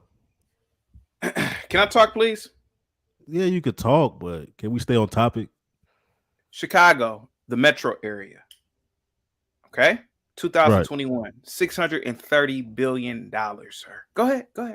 Yes, but what you fail to understand is right now companies are leaving. It's hard to do business in a place where there's a lot of violence, shooting. It's hard to do business in a place that's not stable. It's really hard. Sir, Chicago, excuse me, is Boeing not in Chicago? Okay. Yeah. Is Exelon not in Chicago, sir? Is Kraft Heinz not in Chicago, sir? What on God's green earth? Is McDonald's not headquartered in Chicago? What on God's earth are you talking about, sir? Hamburger? What are you talking about? What do you mean hamburger, sir? McDonald's is a billion-dollar company, sir, that owns insane real estate in America, that hires millions of people, sir. What are you talking about with your first world problems? Well, Walmart left. McDonald's has shut down a lot of locations. Sir. What are you talking about, sir? Whether Walmart left or not, and we know why Walmart left many parts, because the Negroes were stealing from it. It's not because of anything else other than that. Go ahead. Okay, you act like white people don't steal too. We have plenty of white folks on TV walking out with whole grocery shops. Walmart, sir, in Chicago. Okay. If you would have said the Walmart in Oregon, yes, I would have said the whites in Oregon. But you literally just mentioned Chicago. Okay, yeah. So why are you Chicago first? You did. Why are you propping up America so much when all these problems are going on? Mother effer, I'm propping up America because America is great and you are in America right now. And see, it's people like you that you got these blinders on. No, you have blinders on, sir. Turn on your camera right now. Open your door. Show me that you are in Port-au-Prince right now, since your country is so great. You call yourself a conservative. Show me Haiti, Port-au-Prince right now. No, I'll show you Chicago, bro. Exactly, because you know. I'll show you Chirac. Sir, you don't, sir. You can call it whatever you want, sir. Chicago is one of the best cities in terms of economics, sir. Stop. No, I would agree with you in terms of making money. Yeah, I've made good money here. Yeah, I've made good money here. Yeah. And criminality is a choice. but I don't want to live there. Live Sir, here. you still live there. I'm in the process of moving. I want to work Where you remotely. moving to, sir? You moving to Haiti? No, I'm gonna move to Brazil for a You ain't year. moving to no goddamn Well, I'm Brazil, going on sir. vacation in 3 weeks. In 3 weeks, Sir, but I'll you be in ain't there three moving weeks. there. But But I'm JB, checking it you ain't out as a place to JB. live. You are not about to move to Brazil, sir. Yes, There's I am. nothing There's a place called Florianopolis that's like the San Francisco of the United States. You know what I'm saying? So I'm gonna look at that as a spot I could live at, for a year. You know what I'm saying? I'm gonna see what it's like to live overseas. I work remotely. I have a remote business. I have You're not remote gonna live in skills. Brazil, sir. You can pretend all you want. I know you're not gonna live there. America's not the only place doing business, sir. You act like capitalism Sir, only exists here. sir, what are you talking about? I never said America's the only place that does capitalism. I'm saying America is the greatest country on the planet. Okay, but there's a strong And you don't have correlation any between freedom and capitalism, sir. Sir, you are free to do anything you want as long as you don't infringe upon anybody's rights in America, sir. You are only free based on how much wealth you are you free have. to do anything you would like to do in this country as long as you are not infringing on anyone's rights, JB. You are only free as much money you have in this country. JB, making money in America is a choice. Okay? You are wealthier than any Brazilian right now. How dare you disrespect America? How dare you push this therapy thing? But I don't think you fully understand what wealth is. Wealth that has nothing to do with income, sir. Just being able to go to work and make money. No, wealth is the ability to make money without working, sir. We're talking about businesses, trust, IPs, license agreements. That's what we're talking about, and that's not accessible to everybody. You know that. Man, be quiet, man. Mr. S, what's going on, man? I'm tired of talking to this wannabe Kunta Kinte who wants to be a slave. Go ahead, Mr. S. Go ahead. And that's the majority of the black men, unfortunately. And I'm gonna ruffle a few feathers here, and rightly so, because feathers are there to be roughed up. The majority of black men. When I say the majority, I'm talking about up to 90%. That's the scary bit. Up to 90%. And the reason why I tell you is because they were led by their women, mothers, sisters, wives. And see, these men that are coming on this panel, yeah, they are spewing the ideology that they were brainwashed with by their female-led Where you from, household. Where you from? Bro, don't worry about where I'm from. I'm a man. I'm a masculine man. I look after all the women in it. I tell them what to do. You ain't from here, so you don't know nothing, bro. Mr. S, what do you think? Mr. S, what did you think about? So the topic is about Brian McKnight, and I'm assuming you don't know who he is. The topic is about Brian McKnight. He is with his new family. He's been with this woman. She's Filipino. She's a doctor, actually, since 2017. They have a biological child that was just born a few weeks ago. Basically, the black female community, a subgroup of black women, not all, are mad that he is, saying that he loves her daughter, her son.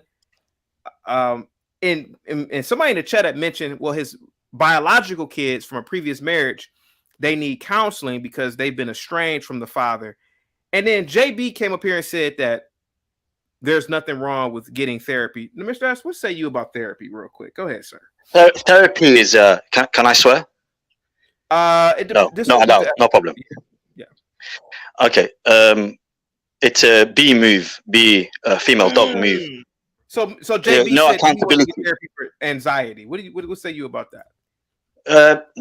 Stop the weed, fix your life, hit the gym, make money, start a family. Go ahead. Yeah, yawn, man. Yawn back to the plantation, my brother. What I'm telling you here is advice.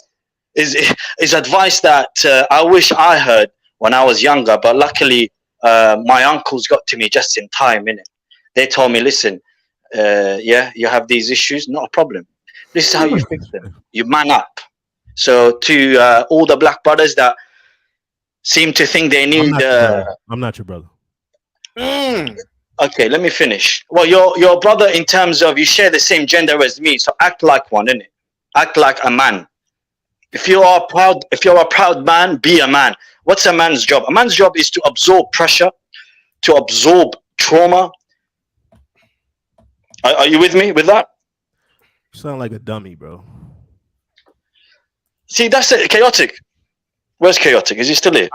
Yeah, I'm still here. Go ahead. Yeah, Chaotic. You see, this is the point. This is. Shut your mouth. I'm talking to Chaotic, my brother. Shut up, bro. Just so Chaotic. Put my dick in your bitch's mouth. Oh, come on, man. Now, JB, hold on for a second. Just watch it, bro. I'm not playing. Yeah, with let's watch the D word. Watch that shit, bro. Go ahead, Mr. Harris. Go ahead, sir. Chaotic. All of these peasant-minded black men, this is their favorite trump card. What they do is they attack you personally instead of being intellectual and bringing intellectual responses to the table. But when you attack me, when you attack my race or my religion or where I'm from or my accent, you already lost in it. That's the sign of you. You kicked it off, bro. Well, listen. As a masculine man, my job is to ruffle feathers, innit? But unfortunately, you don't understand that department because you're not in that department. About attacking people. Somebody attacked you. I attacked you back. I clapped back at you. Listen, I'll tell you something. Listen, a man is supposed to get attacked every time. You don't define. It's a man's job to defend. Listen. Well, okay. Well, that's the women in my life. They when I say women, I don't mean those that I'm shagging or fucking. Yeah, like you black people think, black guys think. Watch the F-bomb. Oh, sorry. Apologies. Yeah. I'm talking about my mother thinks I'm a man. My sisters do. You know, all the women in my family. The air changes when I walk in. What are you, Arab? You Arab? Brother, I am a human being. It doesn't. Yeah, see, that's the thing. You're going back to say your race because you bro, know. I am proud. But everyone knows where I'm from. Everyone knows where I'm from. Where are you from? Listen, I don't know you, sir. Go to Chaotic. Calm down, dear. I know, but I don't got time to dance. I don't got time to dance. Calm down. Where are you from? I think you have misplaced your tampons. It might be a good idea to go and find them. No, it's inside of your mom. Listen, and I'm by the way, I tell you something, right?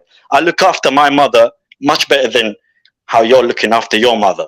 Okay, my mother just came back from Saudi 2 days ago. Oh, okay, yeah. Okay? I know exactly. So, you guys hate black people. I don't give a fuck what you say, dude. No, I don't hate black people. Hey, we gotta watch the F-bomb. I don't give a damn what you say. You guys. I get these people ruffled up. You know what you should do? I tell you what you should do. Go on to Chaotic Truth's live I don't care about you, channel. You ain't nobody. No, go to Chaotic Truth's live channel and watch the last 5 live sessions. Learn how any personal questions you have, you can watch the last 5 sessions. Okay, I want to talk to someone who's smart in this room, and unfortunately, it's not you. Chaotic. What do you do for a living? Chaotic. You see, exactly. And by the way, you don't represent them. The majority of these guys. And you have to feel for them as well. You have to have some sympathy. You don't even know me. You have to have, no, bro, listen, your voice speaks 1,000 words before you open your mouth. You even speak proper English. Okay, so says the guy who speaks one language. Anyways, I speak 3 languages. I speak Creole, I speak French, and I speak Portuguese now. Tu fala português? Tu fala português? Pouco. All right. Un poco means a little bit. So Chaotic. Yes. Let's call that 2. Because I just started learning. You dummy. Yeah, so you can't say I speak the language and you just started learning. I speak Creole. Listen, don't test the Arab International James Bond here. Don't test the Arab James Bond here. You dumb. Okay, let's go back to the topic here. Okay, Chaotic.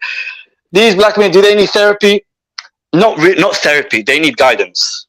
I don't need nothing from you. So JB need guidance. I'm a web developer. And I teach people to become web developers. You saying do you punch in and out? I could teach your kids. I could teach your children. Do you punch in and out? Do you have a manager, a mortal being that will have the same grave as you as your manager? No. I have a company called Tech Luminate Academy, and I have an app that I developed, and I do workshops all across. Fantastic! Actually, you see me. I don't knock anyone's hustle. See, that's the thing. That's what you're doing. Well done. Let's go back to the question. What was the question? The therapy question, right? I don't think you need therapy. You need guidance. You never had the right guidance around you.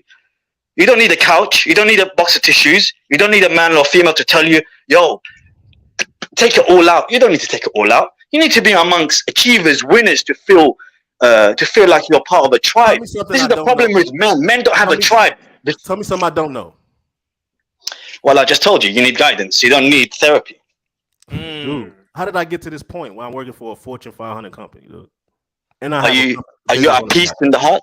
Do you have peace inside your heart? Ain't no peace in America, dude. And see, that's your problem. You don't know where you at. So you live in America? I'm asking you. I'm asking just you. I'm not asking America or anything about America. I'm asking you, from a man to a man, are you at peace inside your heart? Yes or no? Ain't no peace in America, dude. Chaotic. I can't talk to foolish people that are peasant-minded. No, I'm not at peace in my heart. No, yeah, no thank peace. you. I'm at war. Let's be honest. This is the difference. This is the thing. Me, I'm savagely honest. I want Chaotic. war. Okay, but relax, my dear. Because you can't have peace without war.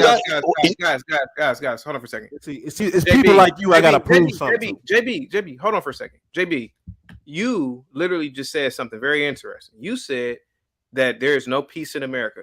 Guys, I want you guys to do me a favor. I want you guys to go look up the top 10 dangerous cities on the planet. Tijuana, Mexico, number 1. Number 2, Acapulco, Mexico. Number 3, is that Caracas, Venezuela. Number 4 and number 5 are cities in Mexico.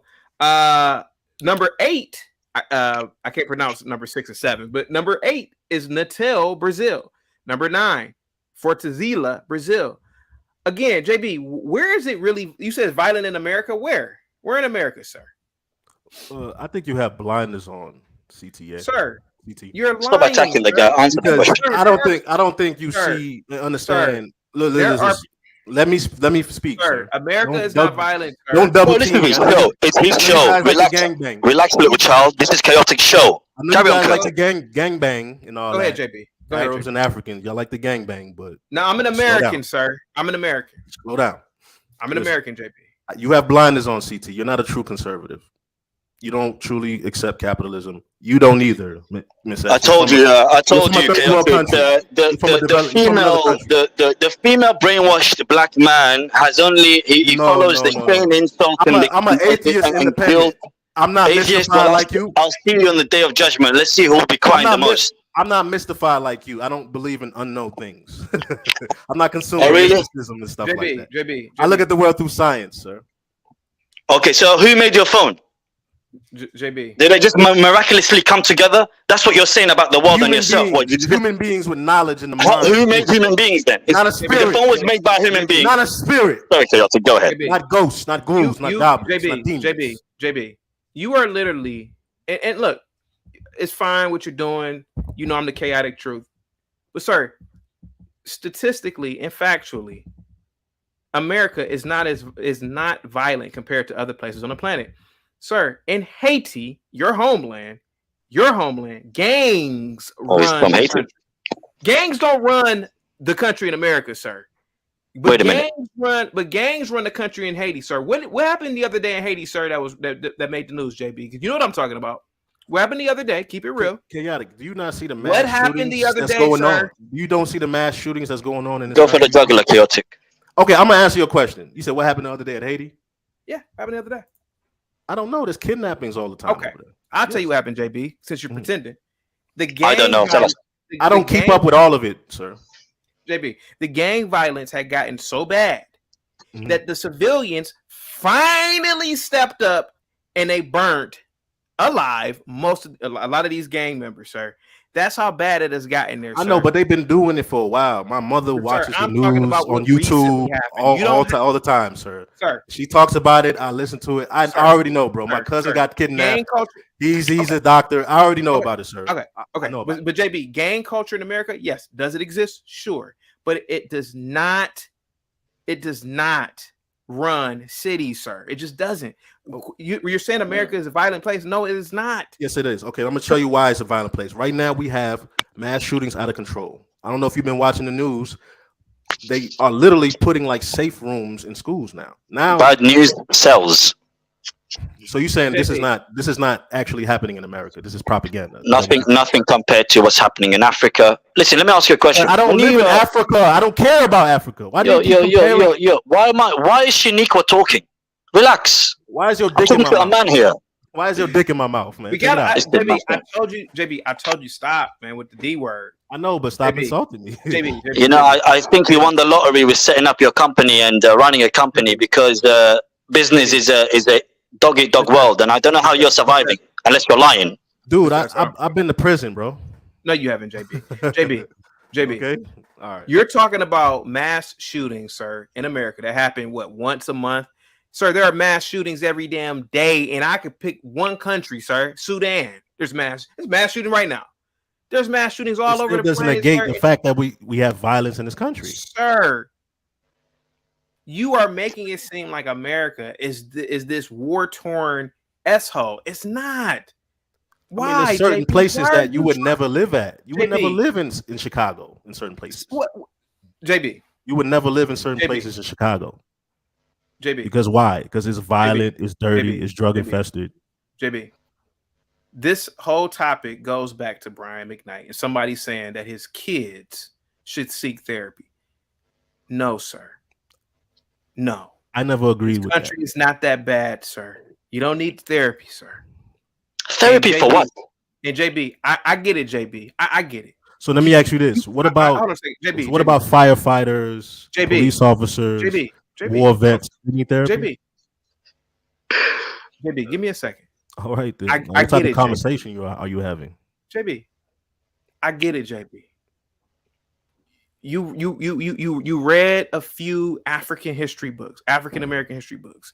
You watched Roots. You watched 12 Years a Slave.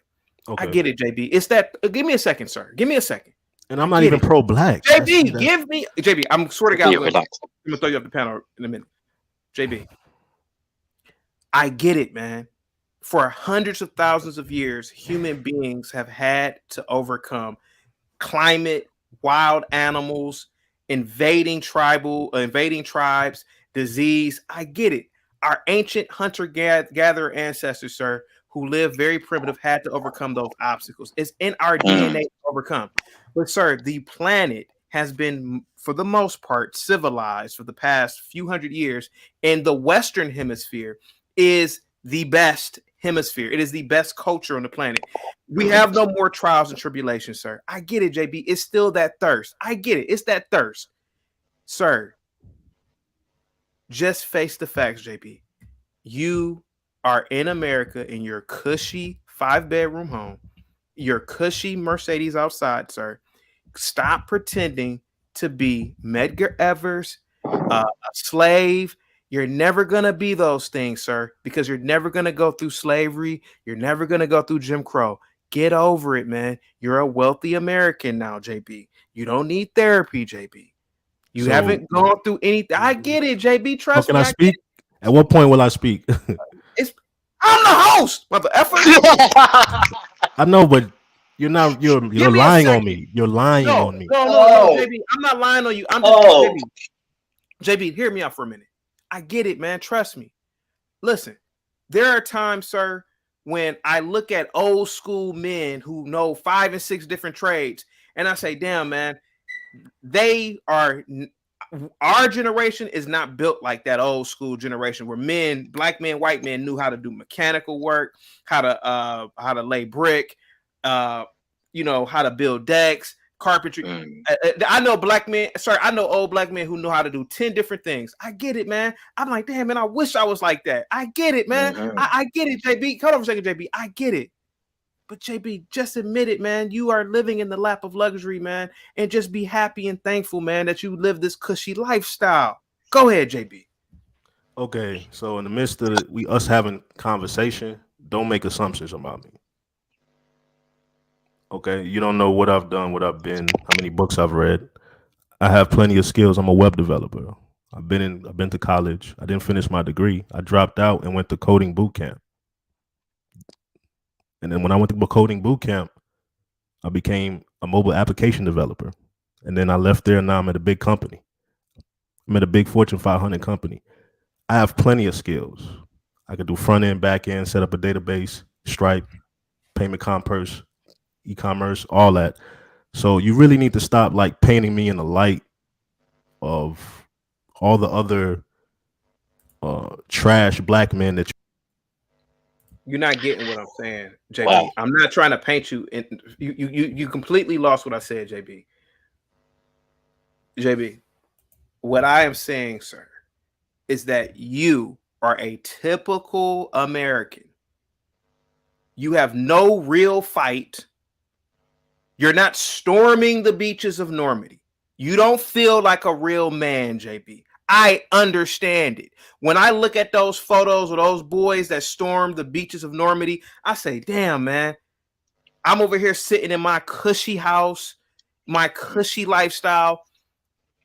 I would have loved to fight and defend this country from tyranny. I even have thought like that, JB.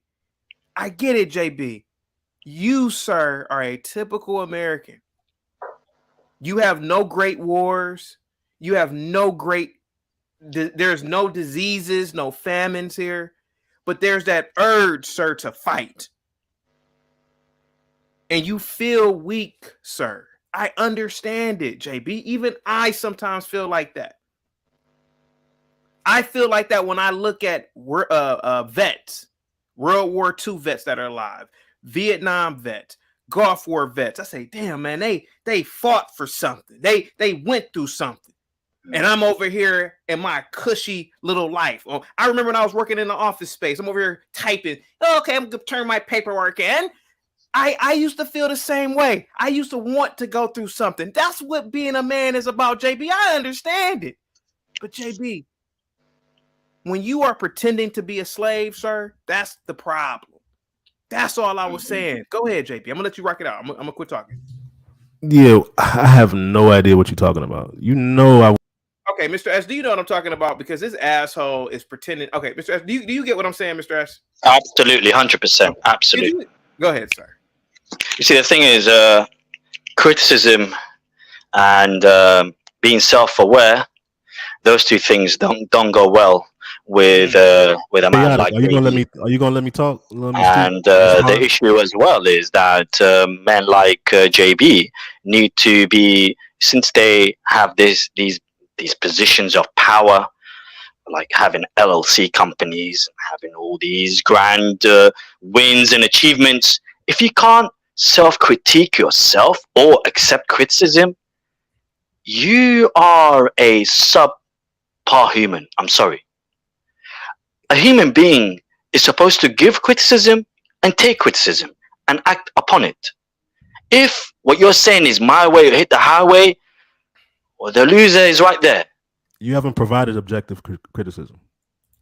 What I said was, going back to the therapy subject, you don't need therapy. Men do not need therapy. We are not women. We don't need a couch and a box of tissues. Men who went to war, they didn't come back to therapy. They went back to their normal lives. They sucked up all the blood that was spilled right across their faces. They sucked it all up. All the memories, all the nightmares, all the PTSDs. Those were real mental health issues. Those were real anxiety and depression. What did they do? They all went inwards. Why do you need therapy? For what? You know me? What have you been through? Have you guys ever had a fist fight or something? Anything? Like, have you? Fist fight? You know, people. Okay. What I'm saying, like this. Go ahead. How you're defining manhood is really low. JB. Okay. Hey, hold on for a second. Give me. Have you ever put somebody in the graveyard, bro? Give me a second. Have you ever put somebody in the graveyard? JB, give me a second. I don't know what you're talking about. I don't know what you're trying to ask me. But JB, you're talking about Normandy and storming Normandy. JB. I know you're pretending not to understand what I'm saying. That's fine. You're defining what masculinity is. And JB, you can't define it for me, bro. Go ahead, JB. Man, you're saying I want to fight. I want war. Fight what? Fight who? Who I'm trying to fight? Sir, okay, JB, you are a man. Like most men, there is a primal urge to fight. There's a primal urge to overcome some adversity. It is in our DNA as men, human beings. And I understand. I agree with you. Right. So what I'm saying is that when a man like you, who lives in a first world country in the lap of luxury, when a man like you is cosplaying as a victim of some sort of oppression, it is an absurdity, sir. Compared to other groups of people who've grown up in real oppression and tyranny, it's an absurdity to hear out of the mouth of a man who is wealthy compared to most men on the planet.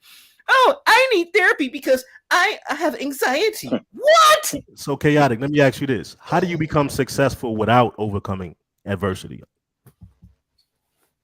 Sir, You have to go you through adversity don't to be have successful. adversity. Sir, you don't have adversity in this country. You know what your So adversity you're not is? successful then. You're not successful. I'm not JB, nobody. you are then. successful in this country because you are, JB, you are the wealthiest African in the diaspora, sir. There are blacks in Liberia.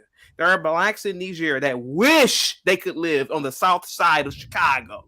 Sir, your adversity, JB, is picking up a book and studying. That's the only adversity in this country, sir. You can pick and choose what to be and what not to be, sir.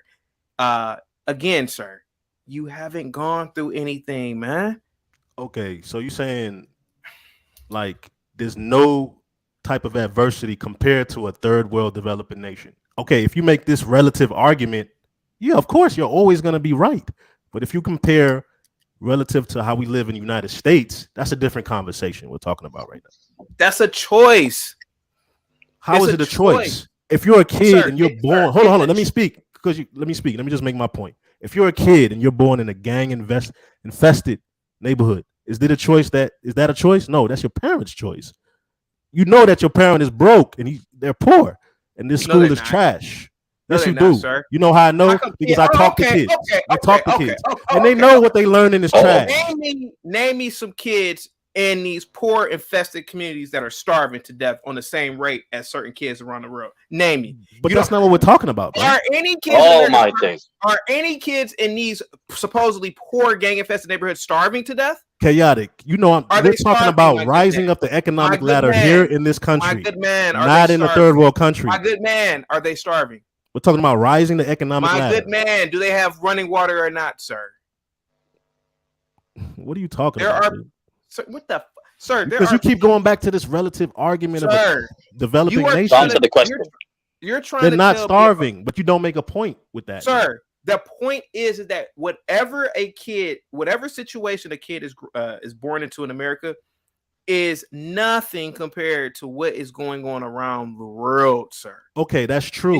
But I'm having a different conversation. I'm saying if you want to be successful in this life, it's not enough to just be born in America. You need more than that to be successful in America. You need support as a kid. You need to be in a resource-rich environment. You need to go to a resource-rich environment. No, they're not. These schools are trash. These schools are trash. The schools are trash because the little nigglets go there and trash the school. I used to teach, sir. Do you know how school is funded, sir? It's funded by property taxes. Sir, again, my good sir, name me a school right now in Chicago that is dilapidated. Name it right now. I can name you tons. I didn't think so, sir. Name you tons. You're making excuses, sir, and you want to be Kunta Kinte. No, I'm not. What I'm talking about, quality of education, right? Sir, quality of education. Quality of education is in the little niglet's hand. It's called a phone. They can access any. No, it's not. You know why? Because it's not enough to have. No. Because you're not having a proper conversation. Do these kids not have $2,000 phones, sir, that can access the internet and they can access math, science, whatever they want? Yes, but that's not enough. You need to know how to read and process information. Sir, they need a management. They need to know how to read and process information. If you don't know how to read and process what you can comprehend what you read, it doesn't matter if you have a pocket computer. Sir. There's adults who can't read. Man. That's a choice. The kids can comprehend rap lyrics and read those. They can comprehend, sir. Yes, they can. But what I'm saying is, I'm having a different conversation. I'm not saying that you're wrong. When you compare it to Rwanda, when you compare it to other countries, yeah, it's a lot better. Absolutely. But we're talking about rising the economic ladder of success here in America, which requires a lot more than just being born in America. You know, you need a good quality education, and not just education in anything, or in trash, or in some BS. You need a good, strong education in critical thinking, in math, in communication. This is like a game changer for a lot of children in these environments, and they're not getting that. They're going to trash schools. So let me ask you a question. Trash teachers. Hey, Mr. S, hold on. That's going to set you back. That's going to set you back. JB, hold on for a second. Mr. S, you there? Yes. I live in America, Mr. S, and I'm the Negro Whisperer. I'm always going to tell the truth. JB is a typical American. He's being a typical American. He's high off the hog right now. He's living in a lap of luxury. He doesn't really experience any oppression or tyranny. He doesn't know anything about religious tyranny. He doesn't know anything about ethnic tyranny. He's talking about schools in America being bad. Mr. S, I taught in inner city schools, sir. The inner city schools have books, they have computers, they have staff that cares about them. They have libraries down the street. They have all types of resources in these schools, Mr. S. Don't let these Americans, sir, lie to you, Mr. S. I'm going to always tell you the truth about America, Mr. S, because the truth of the matter is that these kids make choices. They make choices when they come to school, whether they're going to go on YouTube and watch fight videos or go on YouTube and watch a space video, something about science or something. You're being intellectually disingenuous. I'm not being anything, sir. That's what I taught in the schools. And I went to the schools, and I've seen certain teachers that don't care. The teachers that do. Sir. There were teachers that literally let kids watch TV in class. Because those teachers are irresponsible. They need to kick those children Most out of these teachers are not letting these kids watch. Yes, they are. They're complicit just as much as the children. They give up. They're tired. They're scared of the children. Yes, they are. Okay. They chose that profession because they can't do nothing else better. That's why. Being a teacher don't make a lot of money. And the type of people that's going to teach are low IQ teachers. Six figures, my good in sir. Private sectors, colleges, really good. Not in the hood. Not in the hood. That's true. In the hood, where? There are teachers who make six figures, sir. How do I know? Because I was a teacher, sir. In what environment? In what environment are we talking about? In the inner city, sir. Okay, was it like a magnet school? Magnet schools can be a part of the. Okay, JB, hold on for a second. I get it, JB. You want to be Rosa Parks. No, it's not Rosa Parks. You want to feel. I don't. First of all, I don't believe in free education. You'll never win. You'll never win with people like him. These schools in America are luxurious, and you know it, JB. And the only reason why there's no education in some of those classes is because the kids go in there. The kids go in there and act a fool and are disruptive. Did you teach them? Did you teach them? Tell me. Did you teach them? What yes, chaotic. Can I just say, chaotic? You have to understand. Like it's like talking to a Al Qaeda militant or an ISIS militant. You can't get inside their brain. Even in Arab countries, we prefer to kill them instead of trying to de-radicalize them. Because yes. No, I'm not saying that to you. No, not like in America. I'm just talking because in the East, it's way more savage than the West. Let me just remind JB that he doesn't need to buy petrol or fuel and spend half of his monthly income to use that fuel for his generator. He doesn't need to open his tap his tap where dust comes out. He doesn't have that issue. You know, thousands of people every day around the world, they risk their lives to immigrate to the West. Well, to get a quality education. What? And you know where they would love to live in your bathroom. Believe me, they love to live under your sink and say, you know, I don't mind living here because it's much better than living in a place where it's so difficult to be socially mobile. In the West, you can be black, white, short, small. It could be anything. As long as you're a human being with sound mind, I'm telling you, you could change your life in one generation. But in Africa, you can't do that. In the East, you can't do that. JB, understand, people over there need therapy. You can say, okay, those people need therapy. You guys don't need therapy. You guys have running water on demand. Turn on the light switch. Light comes up. Let me finish, JB, and then you can ask me. No problem. Can we agree on that? Yes. Perfect. So let's just agree on one thing. We have the luxury of using our finger to turn on the light switch, and what happens? The light comes on, right? We don't need to use candles. We don't need to go and buy these portable lamps. We don't need to do that. So now, here's the question. Since you don't need to do what those quote unquote third world people are doing. Why do you need therapy? Okay, can I give you some insight on my therapy? Can I give you a little bit? Okay, so I've been through car accidents. I've almost been shot at, jumped on. So I never used therapy until I got older. But at some point I did need it because my anxiety is overactive. I go into fight and flight a little bit too much, as you can tell on this call, right? On this podcast, right? So I went to my therapist and he taught me breathing techniques to calm myself down. You know what I'm saying? It was How much did you pay? Oh, my insurance paid. I got a really good insurance for my. Okay, so how much did your insurance company pay? It's like $200 an hour. Okay, so £200 an hour for someone to tell you breathe in and out, yeah? No, somebody. It's like a coach to coach me. Yeah, so someone coached you to use oxygen out of the air and. Yes, yeah. Is that? No. So, you see how diabolical you sound, and I don't live in America. I'm giving you how it looks from the outside. It's such a joke. Listen, no offense to what you went through, yeah.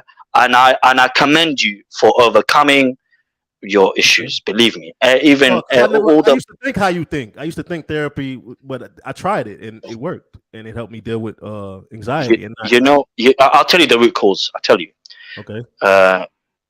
The root cause is you didn't have men around you, because you see, people learn from what they see. If you see people jump straight into their emotions, i.e., being around women, you'll pick up those cues. Yeah. But if you're always around men, you'll see how they handle pressure and how you have to think before you speak, think before you act. You have to ponder decisions. You have to always say no before you say yes. You have to negotiate hard.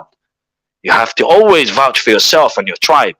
But when someone just criticizes you, just one drop in the ocean, just one drop, you go straight into the Shaniqua and whatever.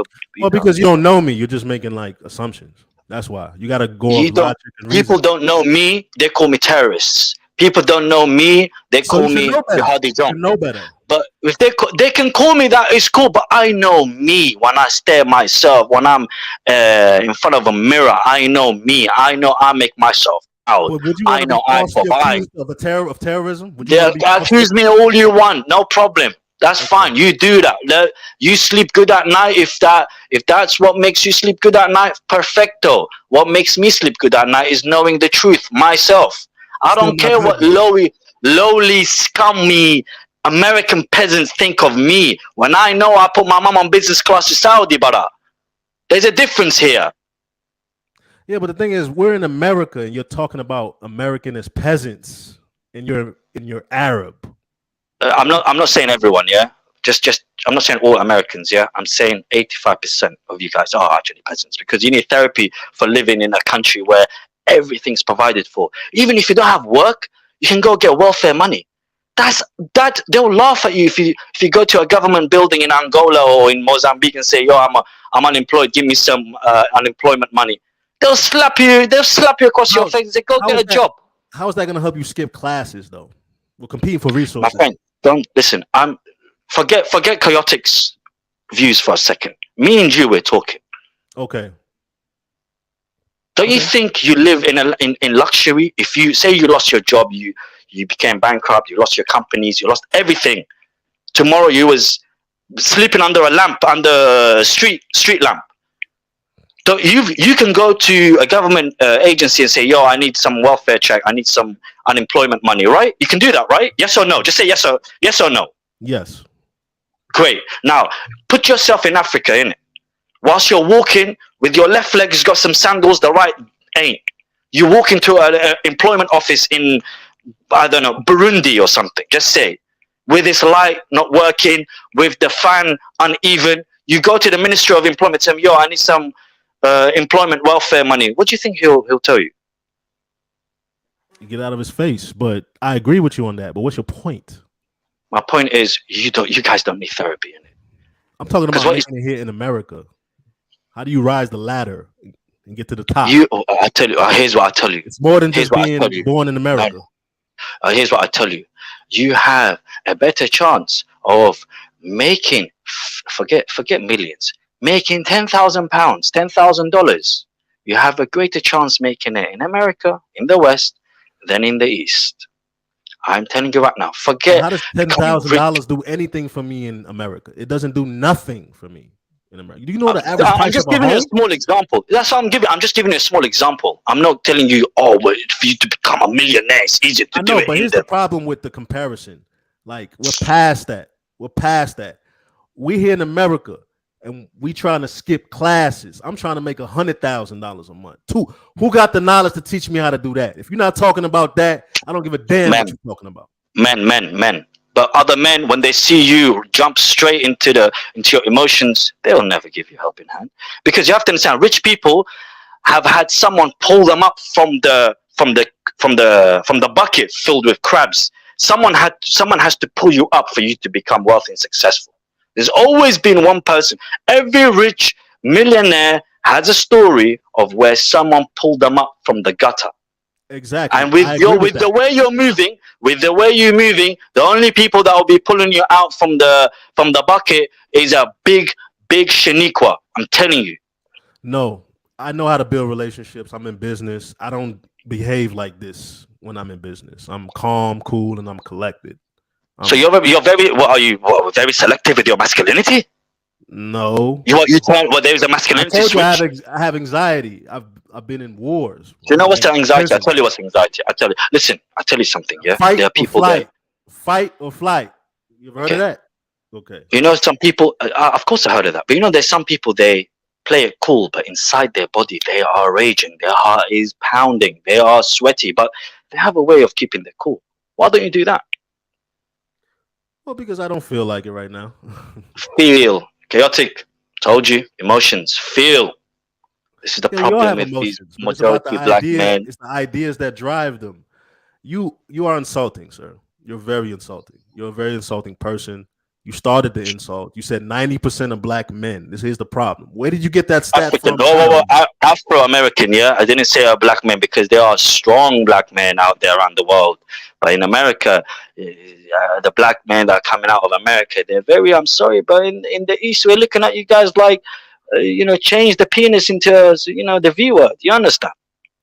Yeah, I don't see it. I don't see it at all. So, Because so to say act that like 90% of black men are losers, African American black men have but I'm been of Haitian raised. descent. Do you consider me African American? What's your passport say? It says black. What's But I'm your of passport say? Haitian, Is it Haitian American? descent. I'm of Haitian Yeah, descent. so you should know better then, right? You should know Exactly. better. You're going by some European standard of identification. Because on So, Federal Directive but 15, that's worse. But that's listen, that's bad for you listen. because you should know better. You're You're from a categorized as developing white. country. You're categorized as white, though. You know that, right? Me, but these white people are scared of me when they see my face, man. They say this terrorist. We need to stay I away know, from but us. Saudi I have Arabia an Arab face. categorized as white in Federal Directive 15. Why is that? Who says we're white? Federal Directive 15. Look it up. Google it. What's Federal Directive 15? There's a lot of Middle Eastern countries that are categorized as Caucasian, as white. Why is that? Well, Syria, you can say that because the Roman Empire was obviously in Libya, Syria, so they do have Caucasian blood. But when we're talking about Arabs They of also have the Egypt desert, on there too, and I think Saudi Arabia, if I'm not because mistaken. the Roman Empire was in Egypt as well. I don't know if you know, was it Alexander the Great when he made an alliance with Cleopatra, and then the Roman Empire had an alliance. What's going on over here? Why are you letting a bunch of white guys identify you, man?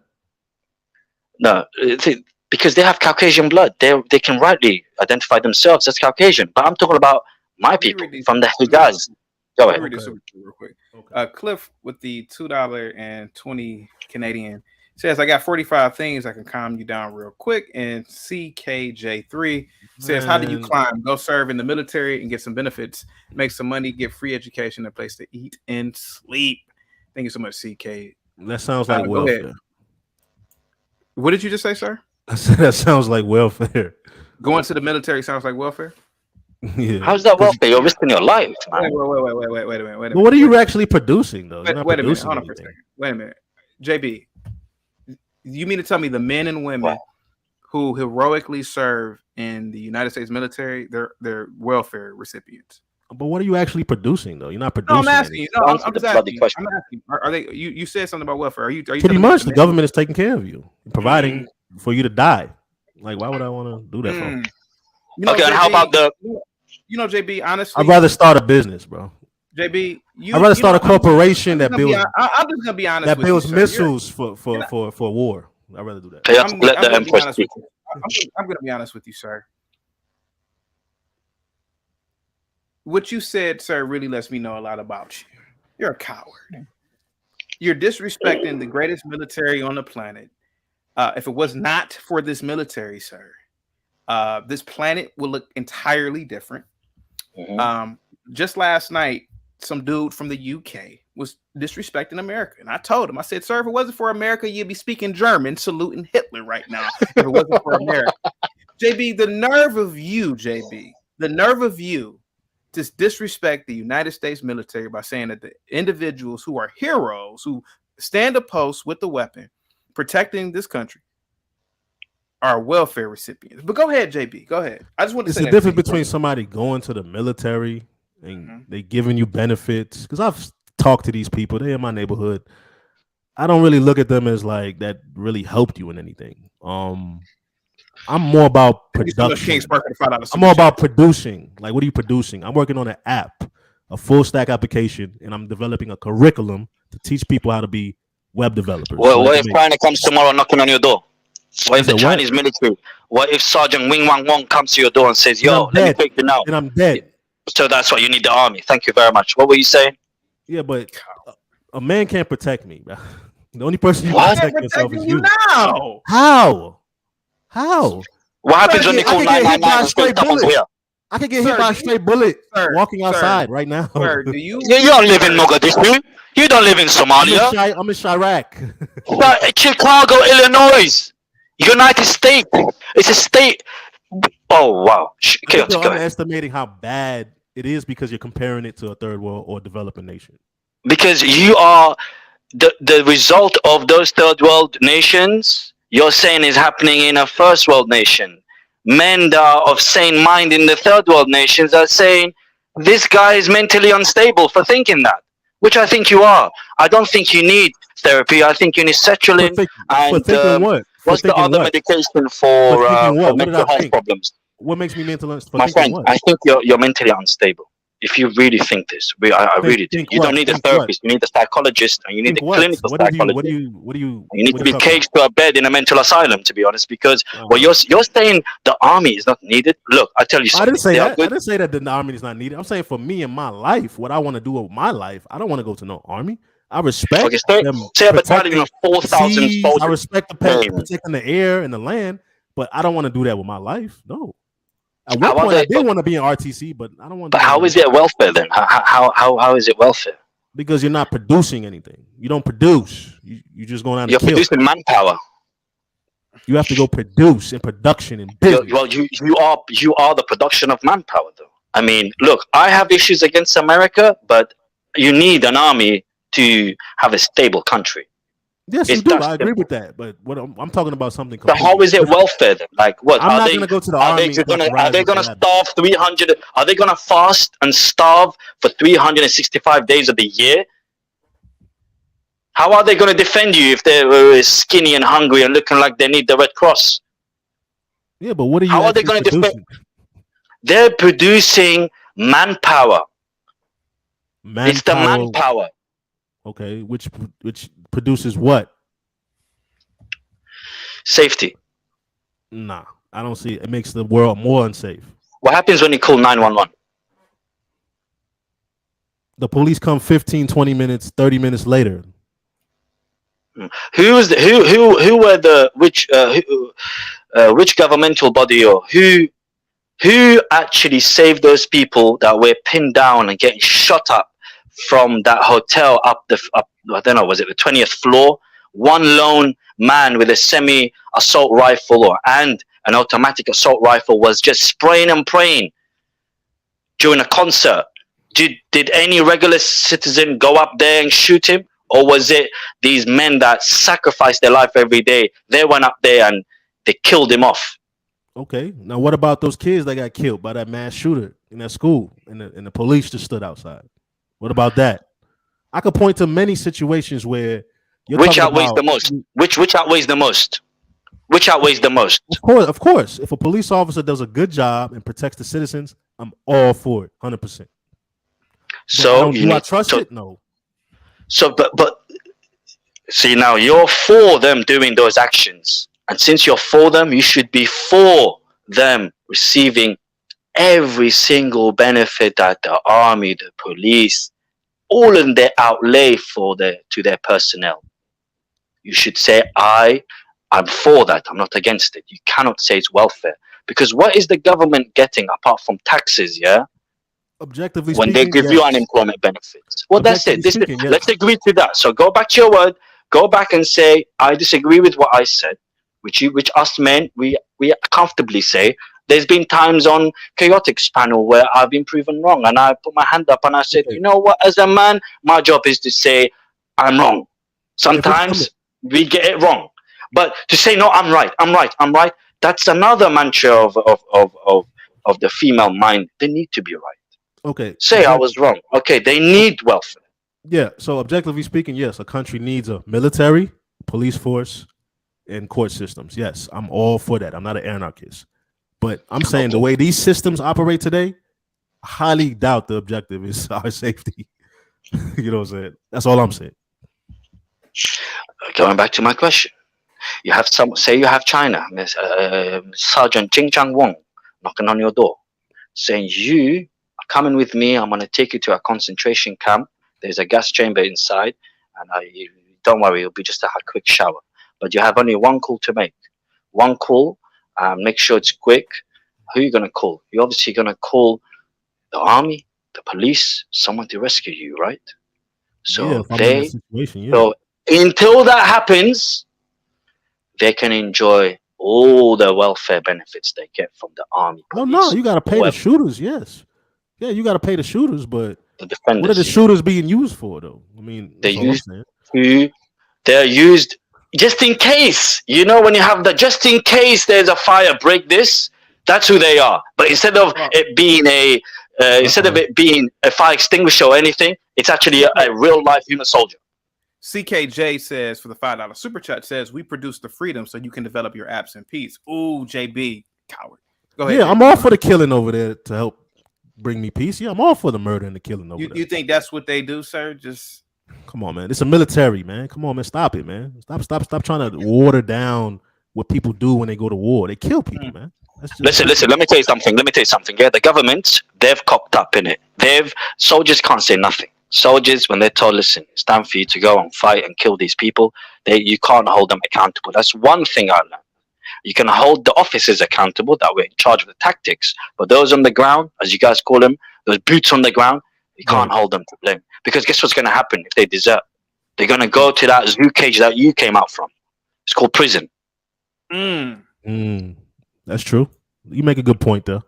So defend those guys that are defending your freedom, but you don't see it. You don't know. You don't know. How many?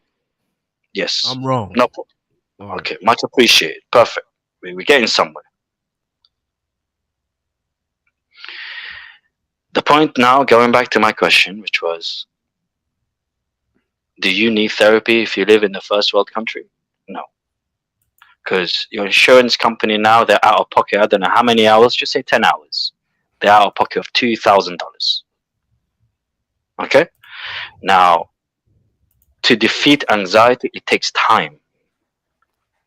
Don't know how old you are. You ever been in solitary confinement? Now, did they That's what the $5 super chat says. This dude, JB, is the result of what therapy does to people. And men, we don't need it. It makes them embarrassingly weak. I hope he doesn't reproduce. JB, why are you asking about solitary confinement, sir? Solitary confinement is for criminals, sir. But I told you I was incarcerated. Didn't I tell you that? Yeah, but did they do Nelson Mandela on you? Did they just take you there for doing nothing? You must have committed a crime.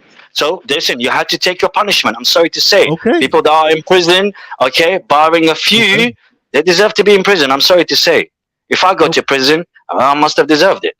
I mean, that's 100% true, but that's not the. Well, there we go. Don't say because I'm not of the debating that. punishment I earned, just because the punishment that I got I'm myself. not debating that.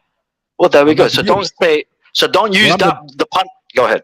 I'm not debating that. What I'm saying is that's gonna have an effect on you on top of any other trauma that you go through. Going through prison is a traumatic experience. It is. It's Have you supposed to tried deter you, self-healing? right? And I understand that. I'm 100% on board with that, but it's still gonna affect you, and you got to make sure that you repair yourself so you can get back to being a productive member of society. That's all You I'm said saying. it. You said it. Repair yourself. So have you tried that? Have you tried self-healing and repairing yourself? Yeah. I'm not in therapy no more. This was like past, but I have used it in the right context. It can be useful.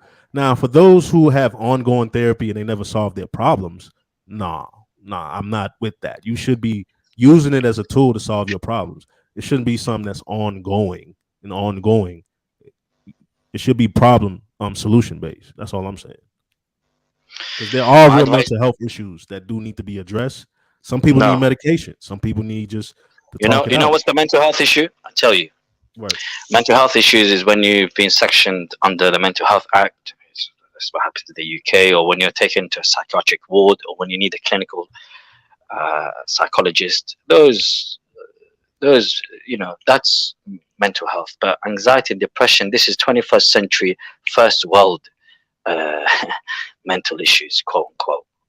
Those And things didn't exist back in how the did you day. arrive at that conclusion? You studied these different mental ailments? Because I used myself as the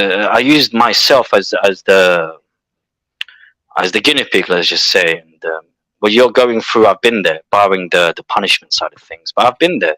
I'm just telling you because, like, it hurts me to see a fellow man, whether you're black, white, Chinese, Arab, non-Arab, Jewish, just hurts me to see men like be one step closer to changing their gender.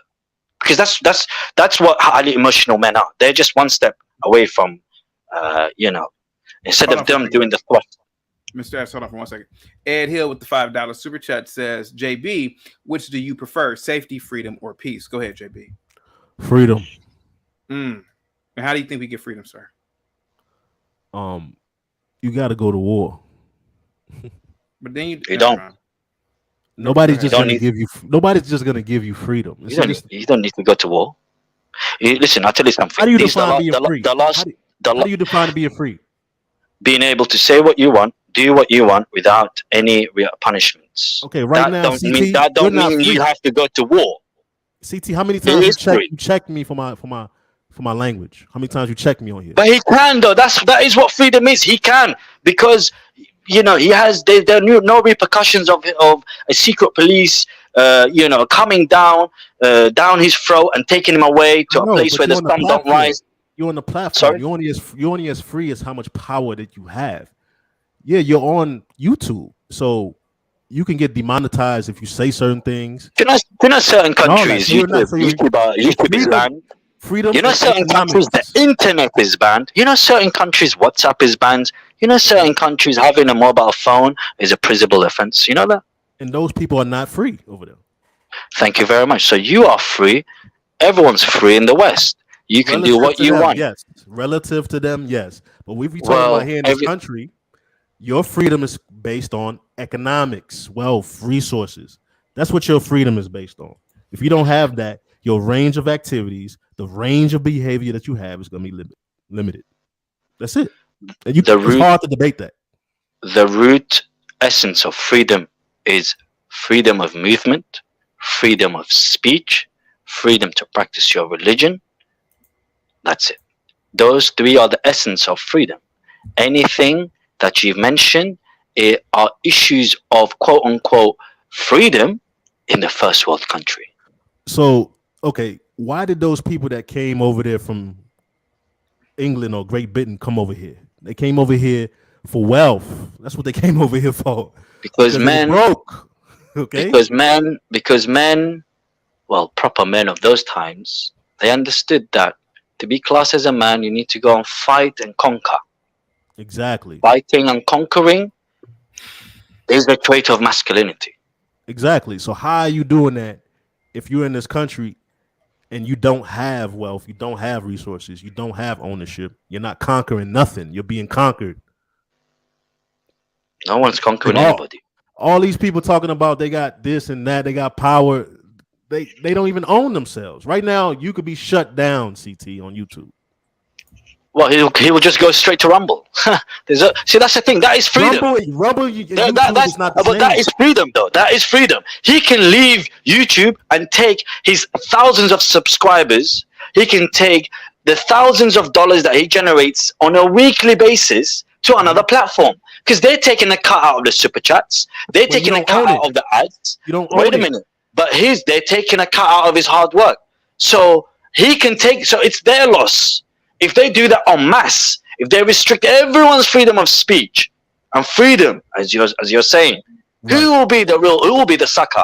Who will be the loser? It will be them. So it's best to keep being chaotic, if that makes sense. Okay. I see your point. He can go to Rumble. He can even start his own video sharing. That is freedom. Freedom to do anything you want. Well, what freedom? There's a strong connection between wealth and ownership, resources. This is what's being put in your brain. Freedom only has 3 clauses: freedom of movement, freedom of speech, freedom to practice your religion. But because the West, they like to control their masses of people, especially the men like yourself, JP. They like to pluck the masculinity out of your heart and your soul. This is how they brainwash you, by saying, "No, freedom is you need to be wealthy." Being wealthy. Do you know how difficult it is being wealthy? Do you know how hard it is to be wealthy? Do you know how difficult it is to be relied upon by thousands of men and families for their food, for what they put on the table? That's not freedom. I think wealthy, for me personally, wealthy people, especially those that run businesses and have employees, technically, those that are free are not the wealthy. The wealthy have what you call advantages in the freedom system, but it's the person who's guaranteed a paycheck that's actually free, barring that he doesn't get himself into liabilities. You know what liabilities are, right? Yeah, stuff you owe, money you owe. Yes, like a mortgage, like most people in this country have. They're not free here in this country. But that is you're free. But you're free to get yourself a mortgage. You are not like North Korea. Only certain people close to the Communist Party, they're allowed to live in the city of Pyongyang. Like you can now leave Illinois state and go to a different state. That's your freedom. You can do that right now. But people in North Korea, they can't do that. Some people, because of what their great times 10 great grandfathers did, because of what they did, they have to forever live with that tainted bloodline. That is not free. That is not freedom. No, that's so not understand freedom. The great nation of United States of Americas, its citizens, they don't understand what freedom is. Well, let me take note. Freedom of movement, freedom of speech, and freedom to practice your religion. Why do you think Muslims come to the West? It's because of those 3 mantras. I can go now and say Allahu Akbar on outside and no one can shoot me down. But guess what though? A Christian can't do that in an Arab country. He can't. That's because there's no freedom over there. So let's be honest. You have freedom. You don't need therapy when you have those 3 fundamental principles of freedom. You don't need therapy when hot and cold water is available on demand, barring that you pay your bills on time, obviously. You have the freedom where you look up, you have a ceiling. You have a ceiling well painted. There are people, they look up, they're looking at the clouds. People look up, they see raindrops. People look up, they have a mud hut. Come on, JB. Okay. This is what I'm saying. Therapy is not needed. You need guidance. Men need guidance, especially in the West. Breakthrough here. Thank you. Good conversation though. Started off sloppy, but JB, can I ask you a question? Yeah, what's up? Do you wish that you were a slave? No. Mm. Do you wish that you lived through Jim Crow? No. Mm. Well, the reason why I asked is because it seems like a lot of millennials,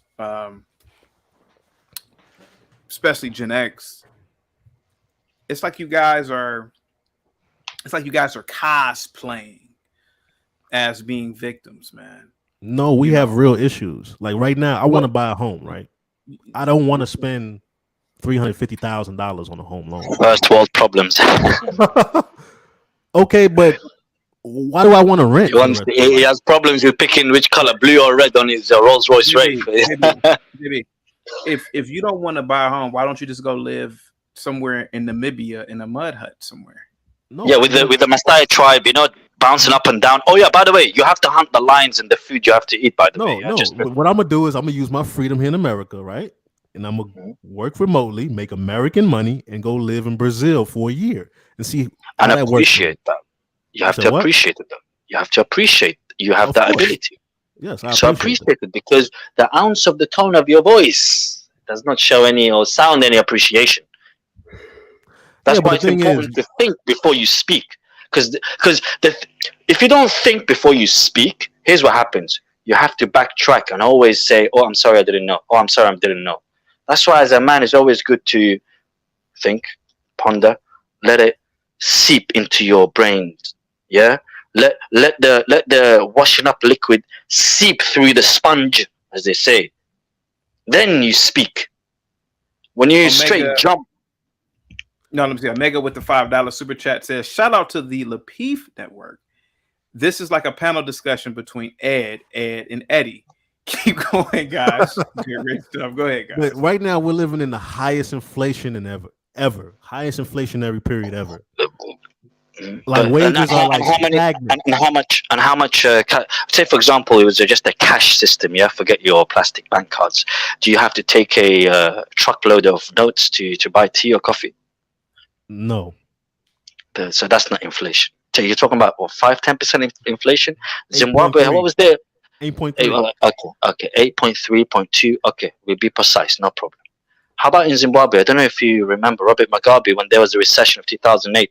They asked him, "How are you gonna solve the inflation issue?" You know what he said? Print more money. Guess what happened to the banknote? Each banknote was like I think it had 100 million at one point. 100 million Zimbabwean dollars. Whoa! Do you know how much was to a cup of coffee? Whoa! It was in its trillions. Right. That's what I'm saying to you. You don't have this inflate 8%. Okay, look, things may be double the price. That's fine. At least you're in peace.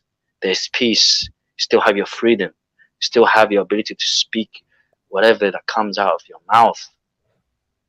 You still have the ability to own your own company. The government hasn't come like in Russia. They say, "Oh yeah, by the way, it's our company now." You don't have that problem. That's true. You have different problems. So I can't deal with my different problems. No problem. If you ain't got the problems that I mentioned, you ain't got no problems. I'm sorry. The problems you have is simple. You need to turn off the lights and just be alone.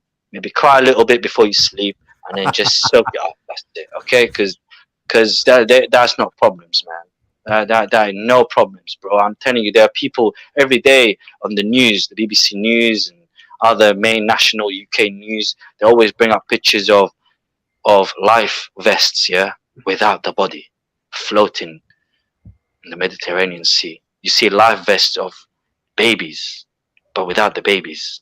You see life vests of children without the infant children's, without the minors. What happened to them? They're all under the ocean. Why did they risk themselves? Why whole families risking themselves? I'll tell you why. For the freedom you have.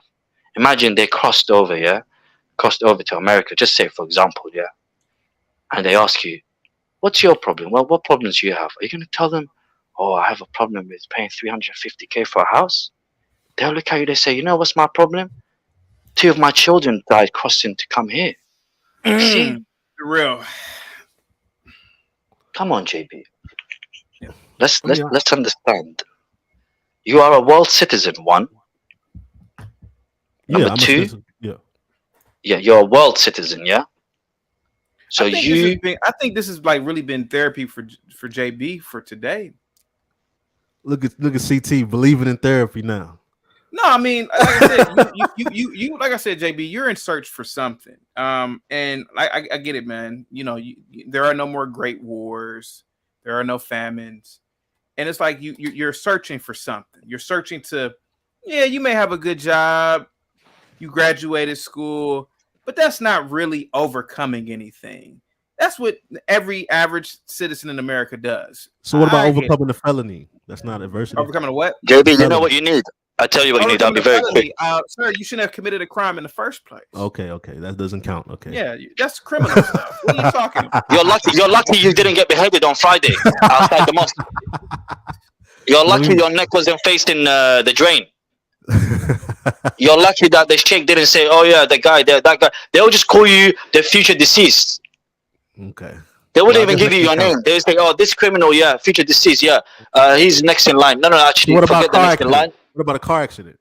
Oh my God! Somebody died. My friend, you know what you need? I tell you what you need. You need belonging. You're searching for belonging. You want to belong.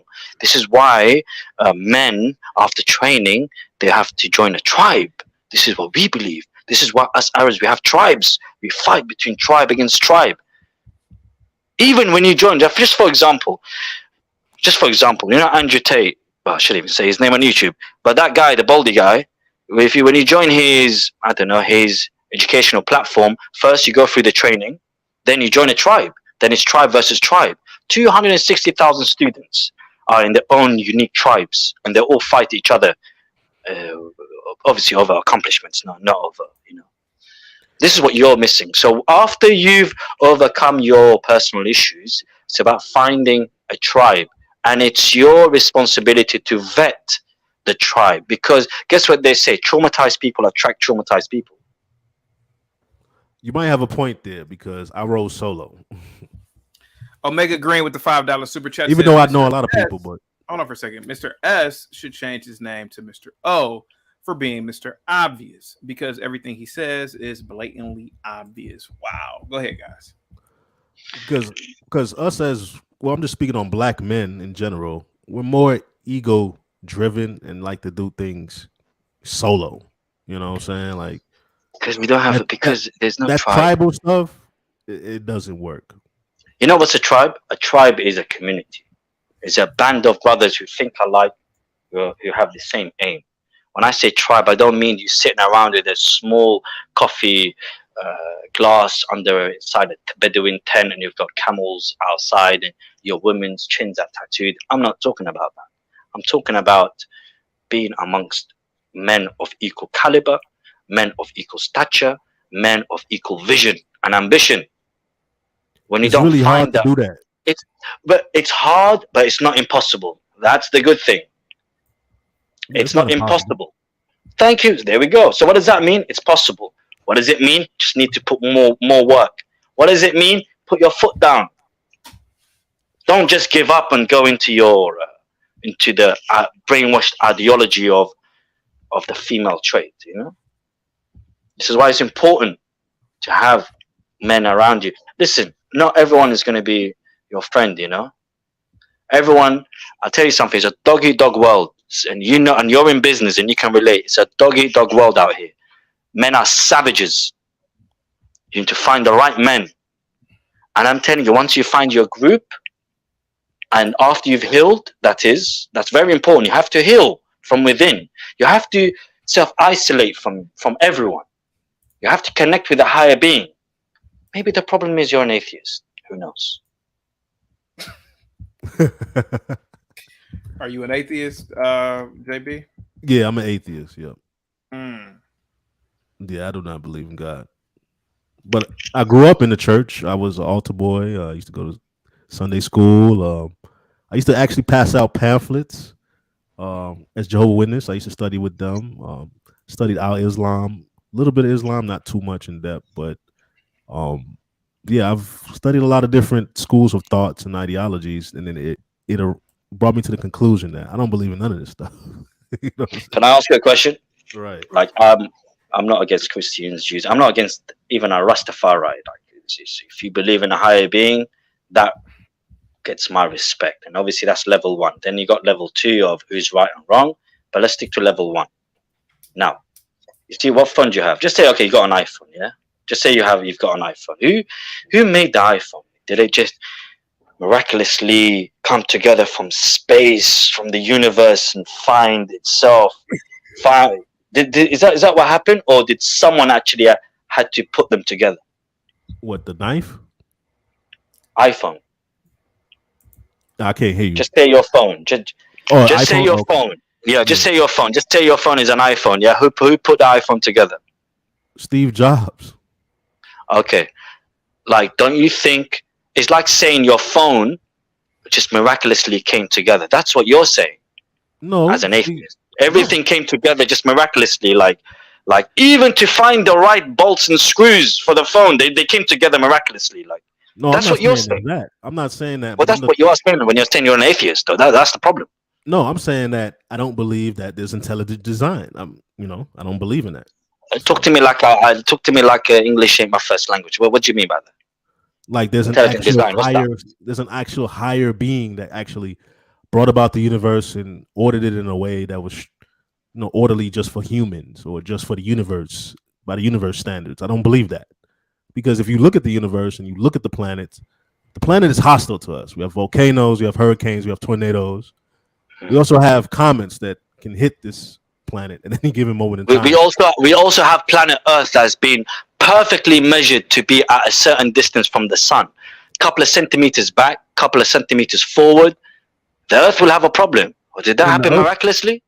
No, but I know the Earth will die off one day because the sun is going to burn out. The sun is a star, and it's in 5 billion years it's going to burn out. And we're not even going to be here. My friend, I tell you something. Yeah, Al Gore back in 2000 something. I think he said in 2020 there'll be no North. The Antarcticas won't be here. And look, where is the Antarctica? Listen, planet Earth, yeah, it's its own homeostasis. Yeah, what does that mean?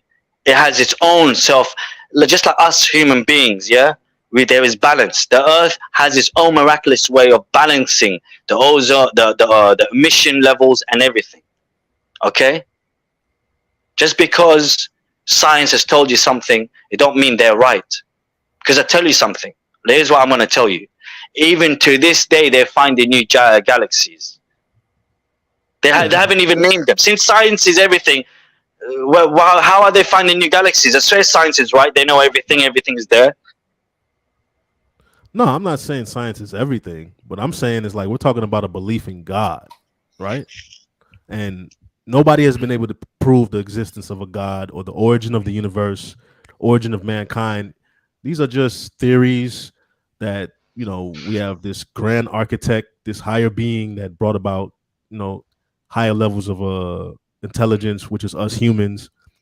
We don't have really a clear explanation. It's just what does science say about dreams? What does science say? People live by this stuff. The holy books.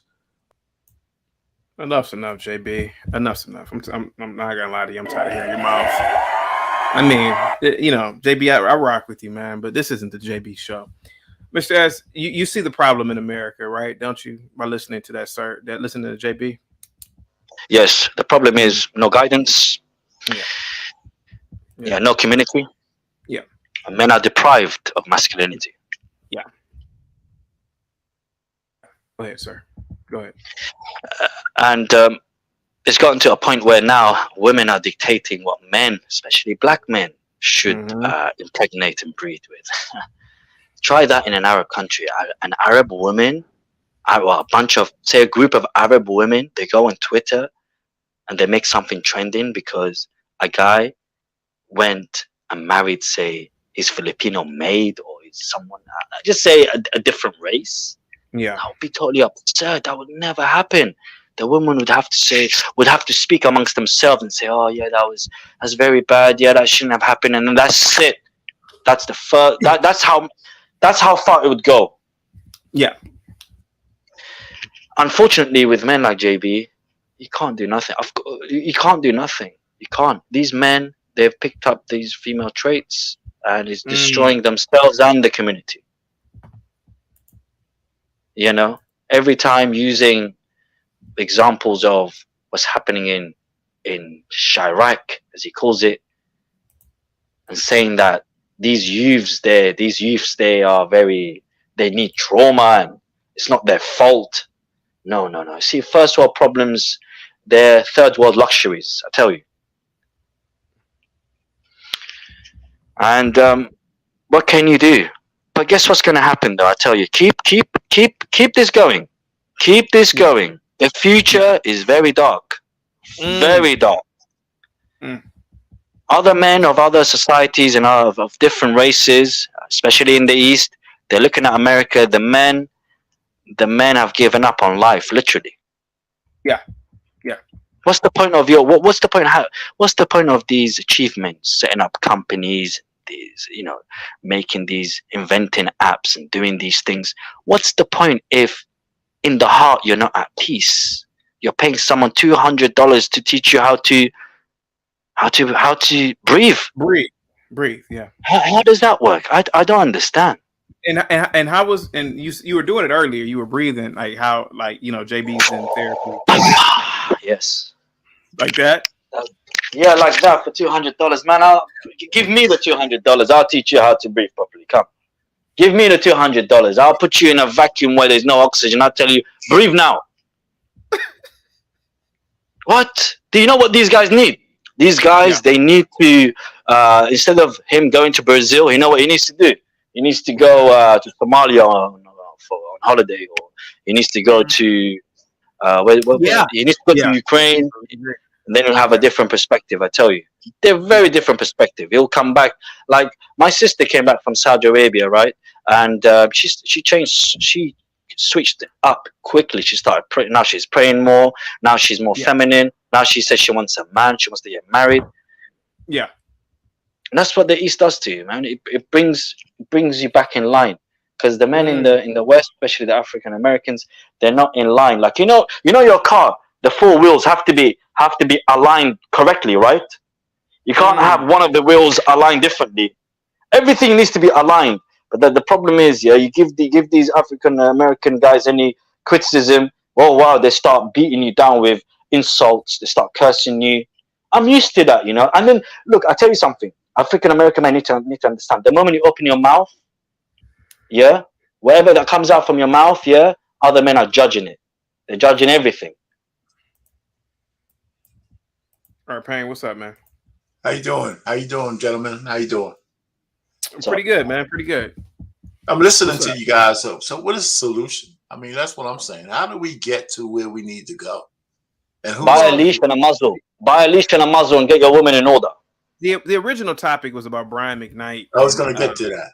But let's just get back to Brian McKnight. This went down a deep hole. Let's get. What do you think about that, sir? Let me tell you, it's not unrelated to what you're talking about.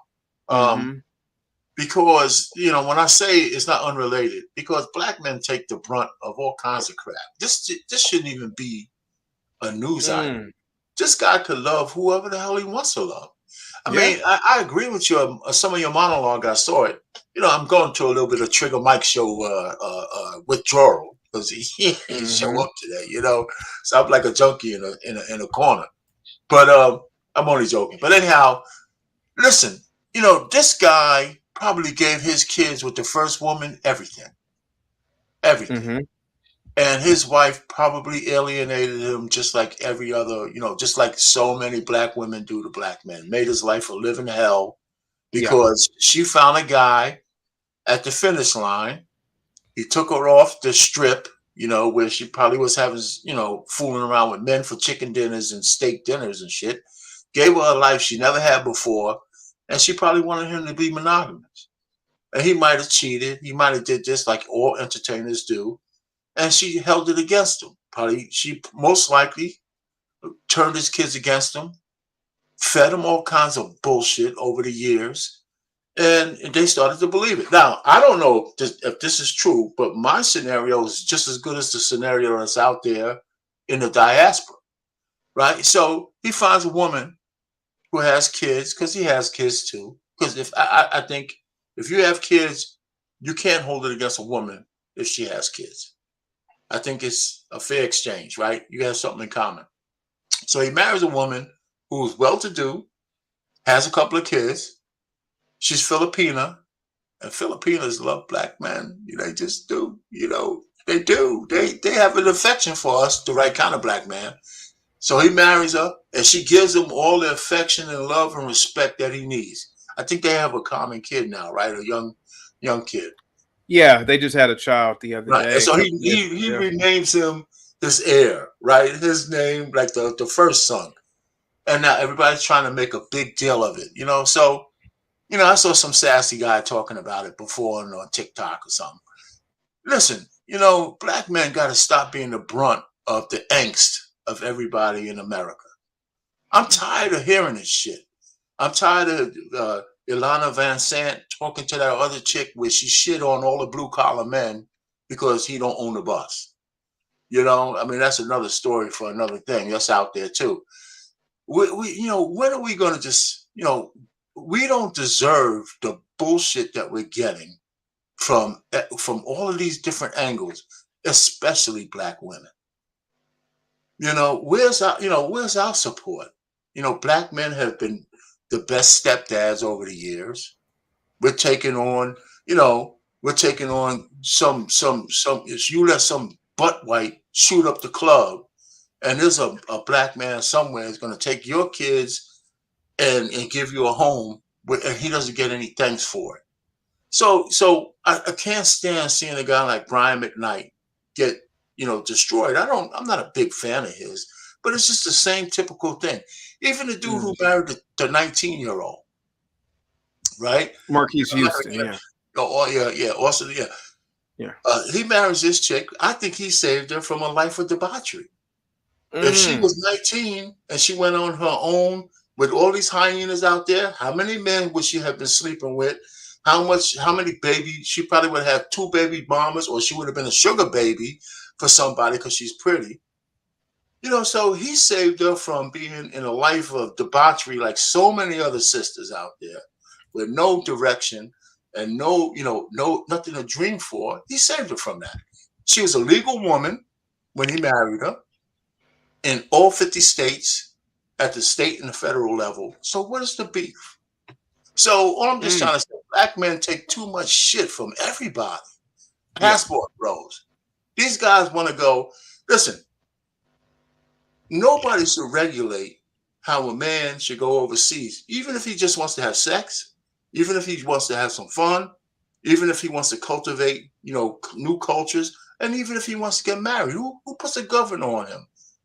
You know what I'm saying? As long as he obeys the laws of the country that he's in, which is the most important thing, respects the culture.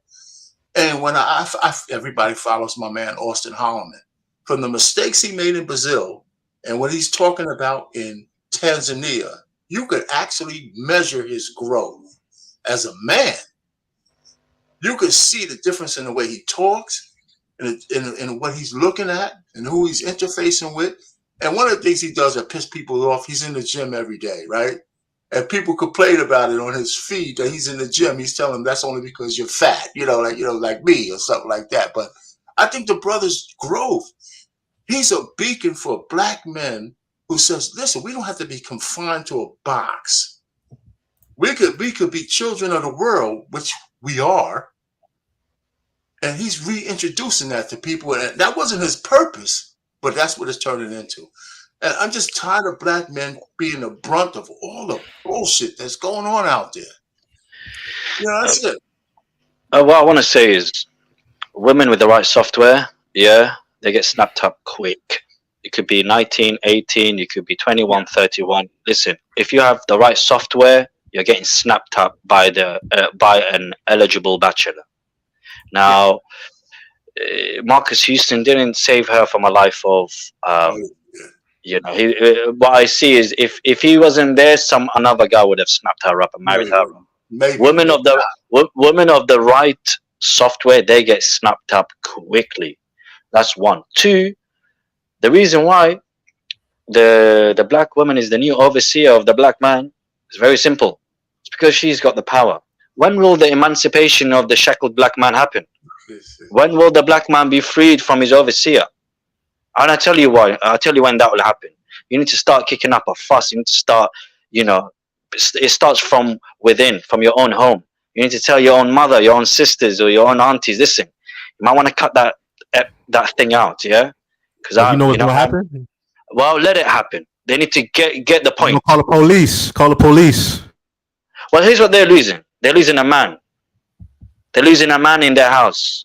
When they turn 50, 60, when they need help, who they're gonna call back? Let them call the police. But when somebody has short sight thinking, because I had to do that. What I'm saying, I had to do that because when my mother came to the UK with my sister, or basically all the women in my tribe, well, not all of them, but some of them, they're in the West. Some are in Holland, America, England. They've all started to develop this brainwashed ideology. And I had to put my foot down. I had to say, yo, listen, let's not forget we're Arab, actually. Forget about the Arabness. Listen, don't forget you're a woman, yeah? Just don't forget that. And listen, it took me years. It took me up to 5 years to get them to understand, like, you're a woman, I am a man. I lead, you follow. I look up to God, you look up to me. Can I say something? Mr. S, let me say something. I'm sorry. Go ahead, Kia. Go ahead. I was gonna say, go ahead, and I want to change the topic because I got to roll up out of here. But go ahead, Arpan. You got the floor. Yeah, just real quick. Let me tell you, I think it's a misnomer to think that black men, in general, don't understand exactly what you're saying, and we tend to focus on the negative aspects of the black community because that's what they show in media. There's so many successful black men out there who have families, who have direction, who are the leaders of the household, but that's not publicized. And so is that the majority, though? This narrative that we should do this and we should do that. We do what we can, but of course, one of the biggest problems we have, and I'll agree with you, we follow a party that is based on the destruction of the black race, and we give them our votes all the time, and their policies are about victimization and handouts and all of that kind of shit. And from that standpoint, and our black women have cleaved to those policies even more than the men. Mr. S, how do you compete with the state? Disagree. I totally disagree because the party doesn't sleep with your wife. The party doesn't tuck your children in bed. The party doesn't pick up your children off school. You are the king of your own home. Why are you blaming the government policies? If the woman doesn't follow the king, the leader, she needs to go out of that house. But the thing is, the African American. I'm just gonna finish this point and then I'll let you guys have the panel. The thing is, the African man, for him, he will go and drink the poison for just to keep the status quo. Yes, you guys will drink the poison just to keep everyone happy. No one should be happy. The man should be happy. The woman should be. Marriage rate. We got so little marriage rate. I kind of agree with him. Go ahead. I'm sorry. I kind of agree with him to a certain extent because there is like a mama worship in the so-called black community. Of course. There's a matriarch. I don't like that. Hey guys, real quick. Okay. I gotta wrap it up, but I want to wrap it off with a sports topic real quick. Arpan, you follow sports, don't you? Yes, I do. What the hell is up with Deion Sanders? I rock with Deion Sanders, but what's up with him race hustling the other day, talking about no HBCU players were drafted? Is pretty much saying that it's racism. And I'm like, is he crazy? The NFL is mostly black. What is he talking about? He's feeling guilty that he left a HBCU where he could have made a difference. And now he's projecting that on somebody else. If he would have stayed his black butt where he was, he might have been able to improve those numbers. But then again, he didn't get supported by the black community to pay him commensurate with what they wanted him to do. So we have to kind of juggle that. But he should have just kept his mouth shut. Yeah, I think so. And I think he's race hustling now, definitely. Yes, and if he really, and like you said, if he really cared about the HBCUs, he would have stayed at Jackson State. But he want to be up in Colorado around a nice campus. But anyway, JB, I know you. JB, do you follow football, JB?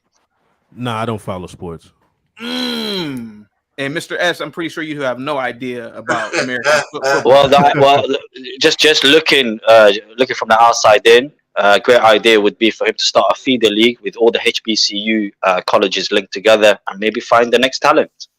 I never thought. Yeah, why doesn't he do that? Yeah, like a that's a good idea. like a league. And I don't even know the guy. I don't know what sport he does, but that's an idea. American football.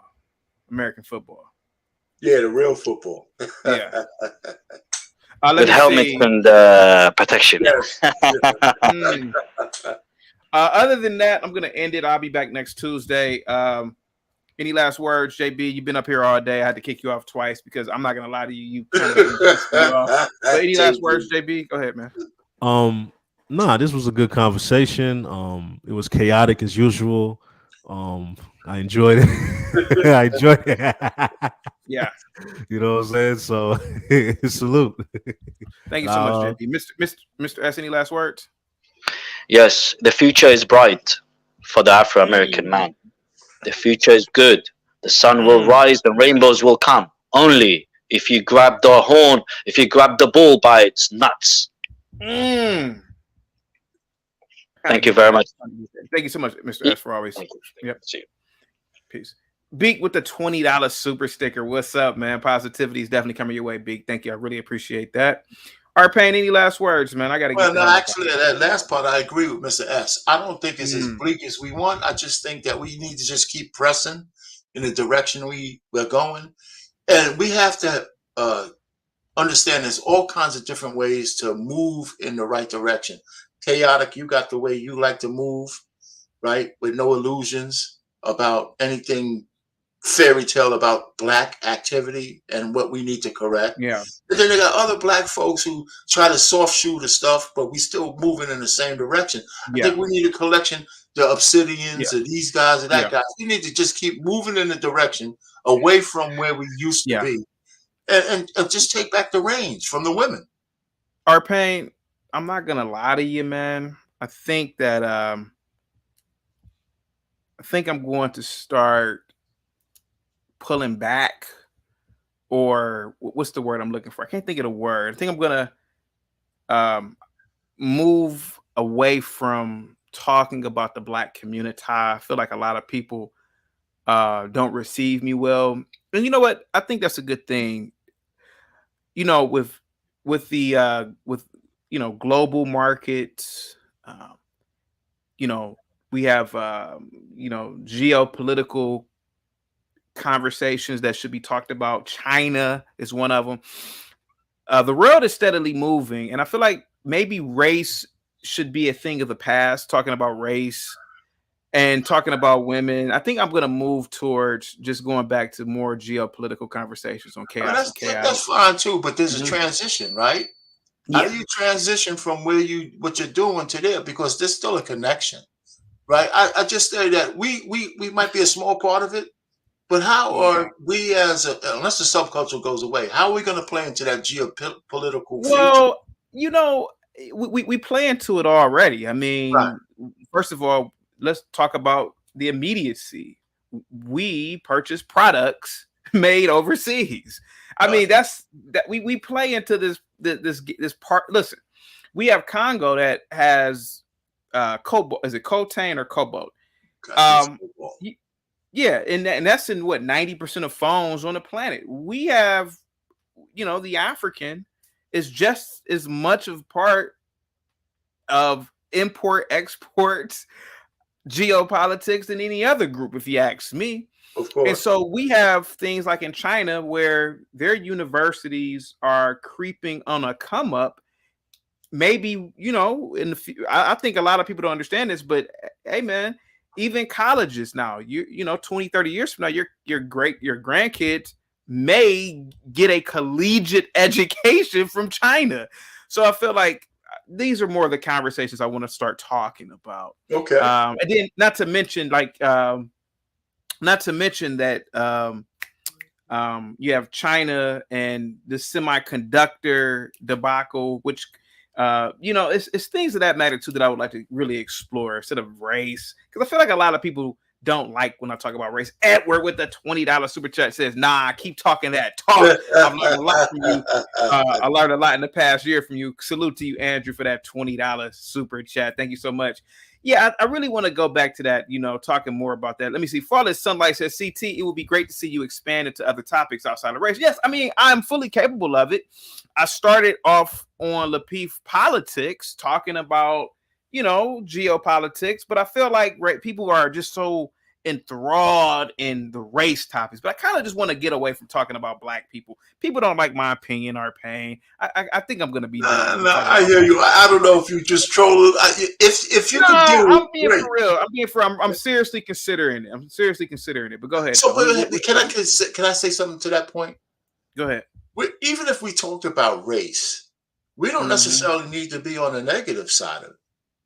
Right? Because when I talk about, well, no, not you, but when I talk about like interracial marriage, I'm pretty much the only one I say I think is evolutionary. I think it's inevitable because the world has gotten smaller based on technology and the fact that we're proximity with each other, and we're seeing that natural way we interact with human beings has nothing to do with race. If you're attuned enough, right? Because if I'm working with if I'm in, let's say Minnesota, I had a white boy ask me when why all the black guys in Minnesota dealing with white women? I said, because there ain't no sisters out there.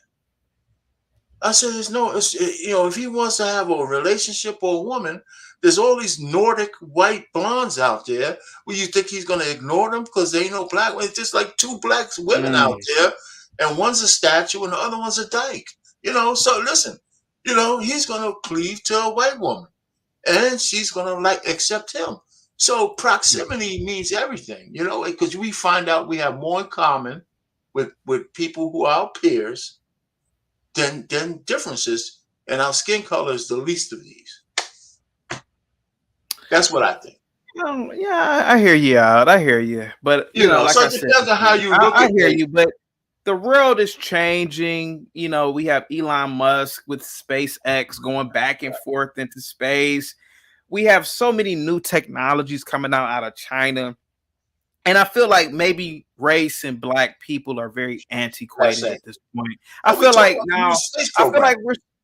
anytime we talk about race, and this is no shade to my platform or any other platform, I feel like it really I feel like we're talking about the Model T Ford from 1904. The first car. I feel like the American is the only people on the planet that typically talks about race, like race in that way, in that form. Yeah, black people. Yeah, I'm tired of it.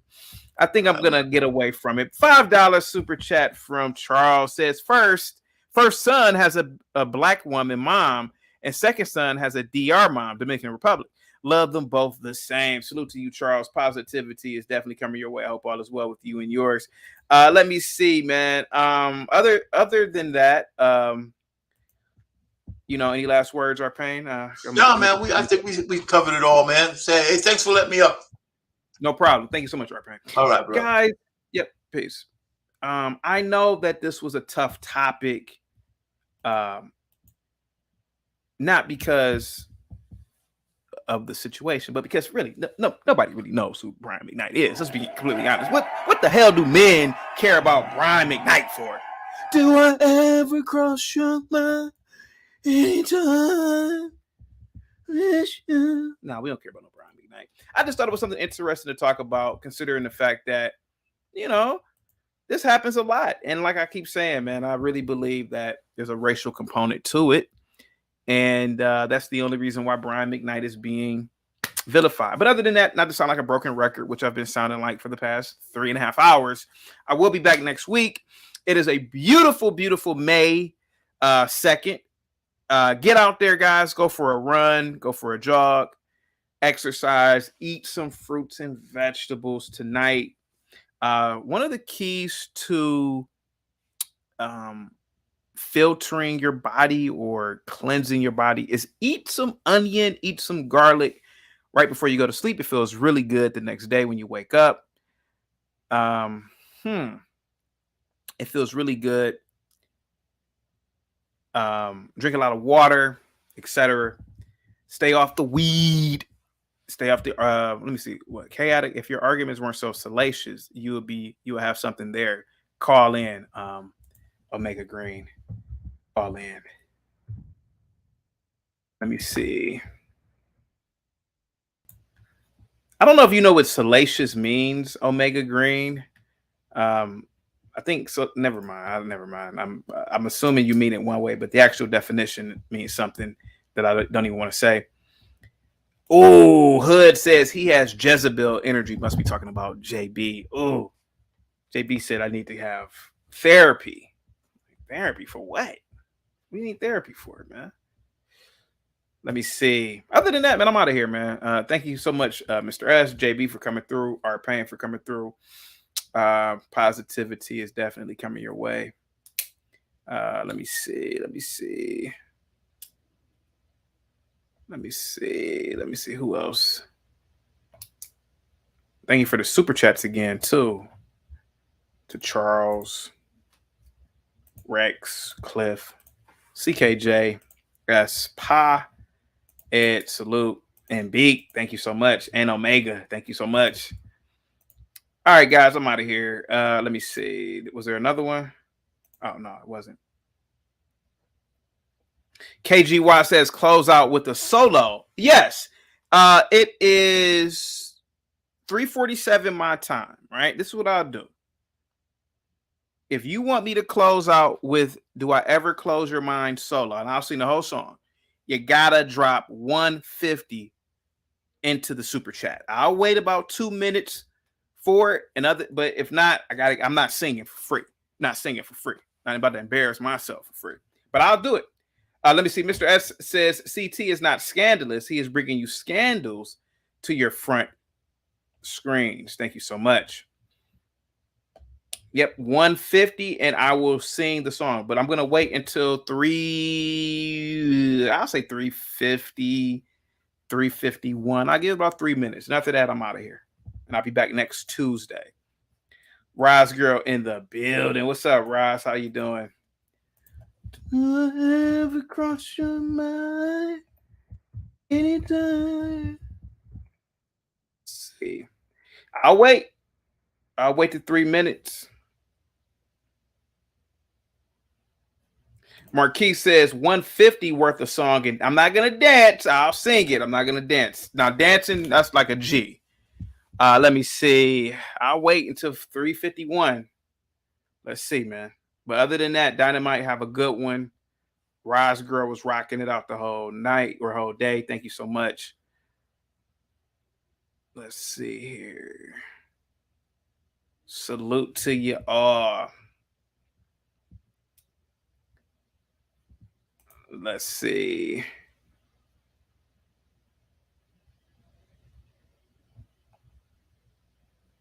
Let me see who else is in the chat. Marvin wants me to talk about CTE. Ooh, that's a good topic. I wish I could bring on a doctor to talk about that. I think that's a very interesting topic.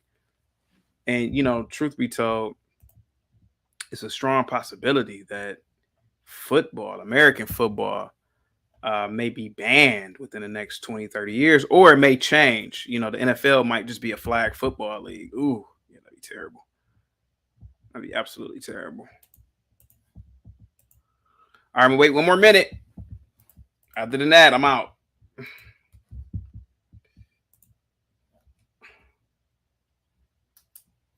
Let's see. You think it? Oh, you say 10 years. Oh man, maybe so. Maybe so. I mean, I could see it lasting. I don't see it completely ending, but definitely changing to something else. Flag football. You know, you can't even tackle the damn quarterback now. Let's see.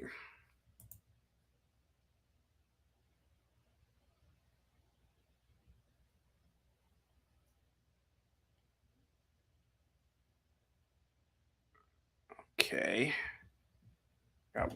Well, it's not 351 yet, so I'm still waiting. All right, guys. Have a good one. Peace. See you guys next Tuesday.